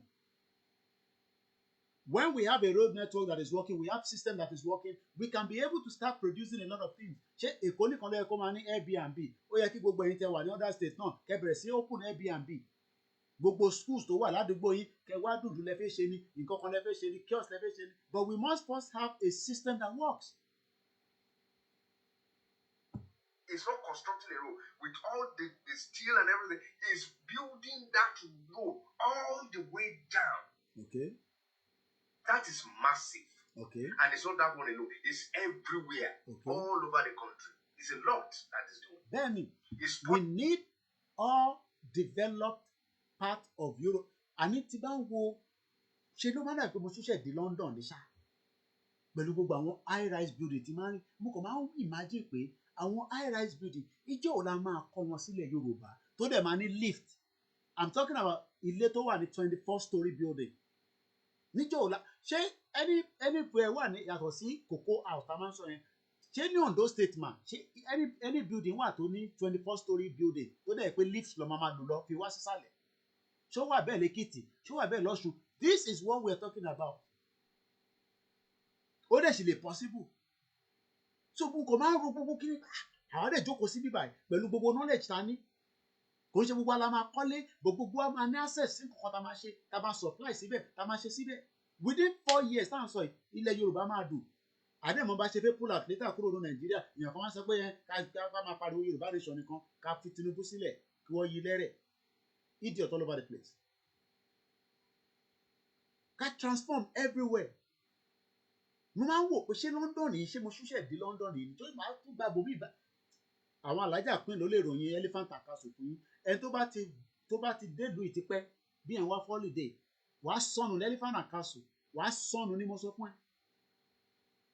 Wàá ṣe kí ni wàá sọnù mọ́ mọ́ta Amẹ́ríkà o. Bọ̀ ní London ní elephant and castle wọ̀ bí ẹ̀dá wàá sọnù. Idiot all over the place. Wọ́n wá ní kébì jókòó ká máa pariwo Yorùbá nation nìkan ká fi Tinubu sílẹ̀ kọ́ wo mọ́lẹ̀. Everybody for their pocket ọmọ àlè. Idiot all over the place. Ká develop gbogbo ẹ̀ kí gbogbo ẹ̀ máa ṣe yìnrìn kí everybody ẹ̀ tó fẹ́ lọ sí night club kó máa gbèsè sọ̀rọ̀ báyìí nísì. Gamble tó ń tẹ́tẹ́ tó play ní World Cup kò ṣe kékeré.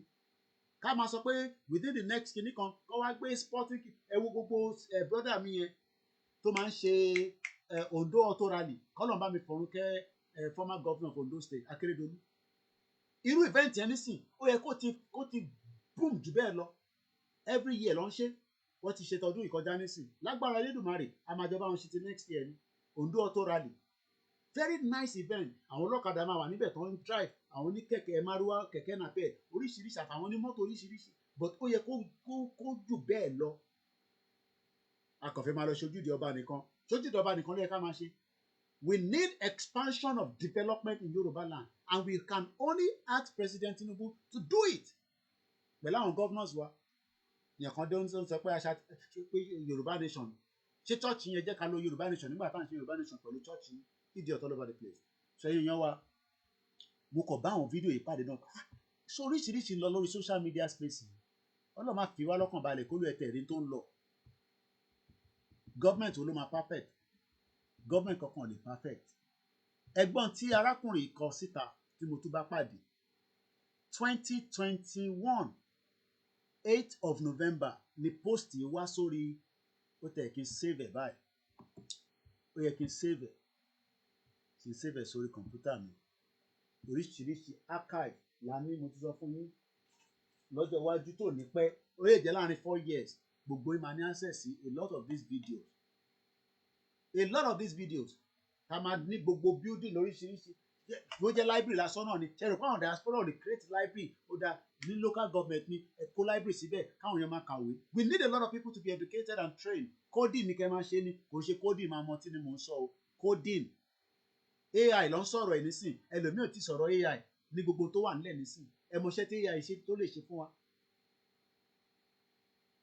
Àbọ̀lọ́rẹ̀ yìí ó post nǹkan ní at 7:27 I believe is in the morning ní 2021 ní November kí ló post ẹ jẹ́ ká tún kà èèyàn kan ló lọ repost ẹ̀ jáde. It is when a Yoruba man becomes a president in 2023 that people will know the level of hatred Igbos have for Yorubas. Ṣé mọ̀ pé mi ò bá post báyìí rí 2021 yẹn àwa ti wà lẹ́nu Yorùbá nation tí kódà November ṣèbí January lèmi lọ Nàìjíríà gbogbo Yorùbá nation yẹn ti ń gbóná burúkú nígbà yẹn so kò jẹ́ ká really focus on pé so àwọn people ilé agenda against Tinubu ẹ̀wọ̀n tarakùnrin post the hatred being showered on Fulanis will be a child's play. I just don't know what the narrative will be. Maybe Yorubanization, Oduanization, or Islamization. Now, let's bring it back to the conclusion. Ṣé wọ́n ètì Tinubu lóòótọ́? Àwọn ẹ̀yà tá à ń sọ yìí. Wọ́n fi Fúlàní sílẹ̀, wọ́n wá bẹ̀rẹ̀ sí àtàkì Tinubu. But wọ́n wá rí pé ìgbà táwọn ń ṣe Yorùbá nation ó dà pé àwọn eléyìí náà wọ́n máa align pẹ̀lú wa pẹ̀lú nǹkan tá à ń fẹ́. Ìyẹn ló ṣe ń súnmọ́ wa ní gbogbo táìmù yẹn. Ìkọ́ rí pé àwa kan ń bínú pé àfẹ́ Nàìjíríà mọ̀. Ìtàwọn dẹ̀ fẹ́ ni pé ẹni tó bá ti fẹ́ Nàìjíríà mọ̀ ká da gbogbo ẹ̀rù. Ṣàfẹ́ náà mọ gbogbo tí Nnamdi Kanu sọ sí wa ni. Àmọ́ náà. So nísìnyí tún ní ṣe mistake bá ṣe ṣe nígbà yẹn. Torí nígbà yẹn àwa kàn sọ pé kò ní sí election inú tí wọ́n dẹ̀ ń dùn. Nígbà wọn fẹ́ máa gbọ́ lẹ́nu àwọn ọmọ Yorùbá nìyẹn ṣé no election. Àbí ẹ jẹ́ ń tún ọ̀rọ̀ yẹn kí n tún kà fún wa.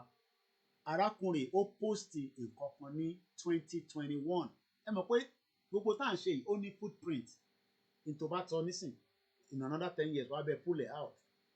Only it is when a Yoruba man becomes a president in 2023 that people will know the level of hatred Igbos have for Yorubas. Pé the hatred tó máa ṣáwà lé wa lórí ó máa wà ní more than child's play pẹ̀lú Fúlàní. So it's like àwa wà láàárín ọ̀tá. Gbàs àwọn Fúlàní àwọn yẹn digbó mú wọ́n ń dè pẹ̀lú wa. Àwọn ilé ìdí àárín ìlú mú wọ́n ń gbá gbàs gbòs. Àwọn ọmọ Yorùbá kan wá ṣe platform. Àwọn ìyá Ìgbò àwa jókòó síbẹ̀. Àbí ẹ wá fún wọn láyè. Mo kí gbogbo ọlẹ́ nǹkan sí. Ọbẹ̀ Elédùmarè akọ́wa mọ̀ ṣe. Àwọn ẹgbẹ́ ìfẹ́ ló dùn. It's like you're trying to renovate a building that needs to go down completely. Kí mo ṣe láàárọ̀ nìyẹn. So mo kí gbogbo ẹgbẹ́ ìfẹ́ ló dùn.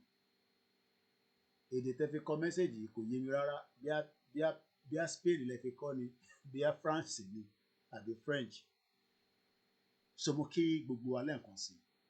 As we are about to end the broadcast because ilẹ̀ ti ṣú náà 11 ti lò. Mo kí gbogbo wa pé àṣeyọrí la máa ṣe pẹ̀lú ilẹ̀ Yorùbá. Àtẹni tó fẹ́ restructure, àtẹni tó fẹ́ independent Yorùbá country. But a gbọ́dọ̀ sun àsùnpara káwá jẹ́ kó yí wa mọ́lẹ̀ torí pa fẹ́ kúrò nínú Nàìjíríà. We must continue. Mo kí TJ Amáṣe ẹ̀ṣẹ̀gàn ni mo kí gbogbo ẹ̀yin èèyàn tí ẹ darapọ̀ mọ́ wa lọ́tùn lósì lálẹ́ yìí. As we are going to leave the broadcast like this, lágbára Elédùmarè àtúnláǹfààní àti pàdé ra wa. Ilẹ̀ Yorùbá ò ní bàjẹ́ látọwọ́ tèmi. Ṣé wọn náà lè sọ bẹ́ẹ̀? Tẹ bá ti lè sọ bẹ́ẹ̀ tọkàntọkàn, then that is fine. Mo kí gbogbo alẹ́ nǹkan sí o. Àtẹni tó máa tún fídíò yìí gbọ́ later, àtẹni tó gbọ́ ní live, àtẹni tí kò ní gbọ́ but a sọ tí ó wà lẹ́mìí ẹ̀. We are grateful to every single one of you. Bẹ́ẹ̀ni, wọ́n náà ti bá wa Google ẹ̀, èèyàn kan send ẹ̀ sí mi again. The Ìrẹ́kùn Security Network is a regional volunteer security outfit. Ẹ ṣé gan ni bàbá wa Yorùbá Freedom. Mo kí wẹ̀yìn ti Ghana, mo kí gbogbo wa níbikíbi tá a bá wà. Tó odò àgbèwà kò ní gbé ọ̀dàlẹ̀ náà nìyẹn a máa ń sọ. Mo kí wọn nílé Ifẹ̀ ọkọ̀ aráfẹ́rakù pẹ̀lú bàbá wa tí ó ṣaláìsí tó jẹ́ ẹ̀gbọ́n bàbá wa Kábíyèsí Ọ̀ọ̀ni Òrìṣà. Mo kí bàbá wa Professor Adébánjí Akíntóyè. Ọlọ́run kárí bàbá pẹ́pẹ́pẹ́. Mo kí gbogbo ẹ̀yin màmá dáadáa àti gbogbo ẹ̀yin tí ẹ nífẹ̀ẹ́ ìran Yorùbá látara wa àti gbogbo ẹ̀yin tí a jọ ń tò ètò náà. Láti ibẹ̀ lọ náà ni a máa sọ pé tó ó tún di ìjọ tí a bá tún láǹfààní àti pàdé.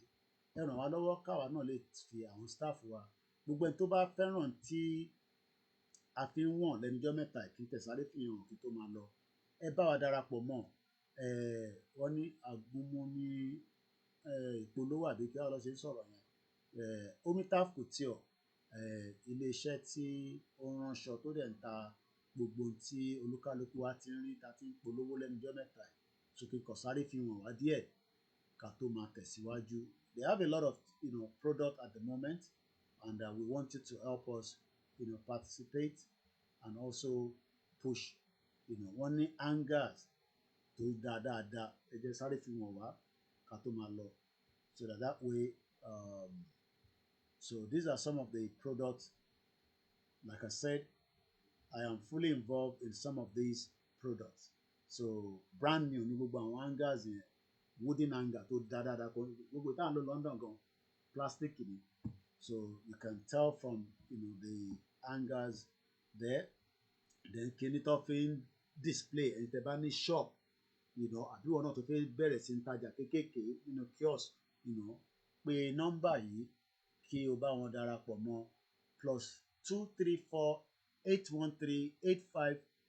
+234-813-85-28588 ẹni tó bá dẹ̀ fi kọ́ṣẹ́ àbẹ́ni tó mọ aṣọ rán tó wábi tóun náà ti máa jókòó tó máa jọ ẹjọ́ ṣàdéhùn but ọ́fíìsì wọn wà ní side ibi Àlímọ̀ṣọ́ area so ibẹ̀ ni gbogbo ẹ ti máa pàdé wọn so mo fi àsìkò yìí mo fi kí iléeṣẹ́ náà ìyẹn Omitaf Couture wọ́n ní àṣà àwọn ọmọdé tó dáadáa wọ́n ní bàtà gbogbo nǹkan lọ ní get in touch with them and you will be grateful you did so. So that is on that, and on that note I will say thank you so much to all those that contributed tonight and as usual àtúmọ̀ pàdé nígbà tí ọba Elédùmarè bá ní ká tó jọ pàdé.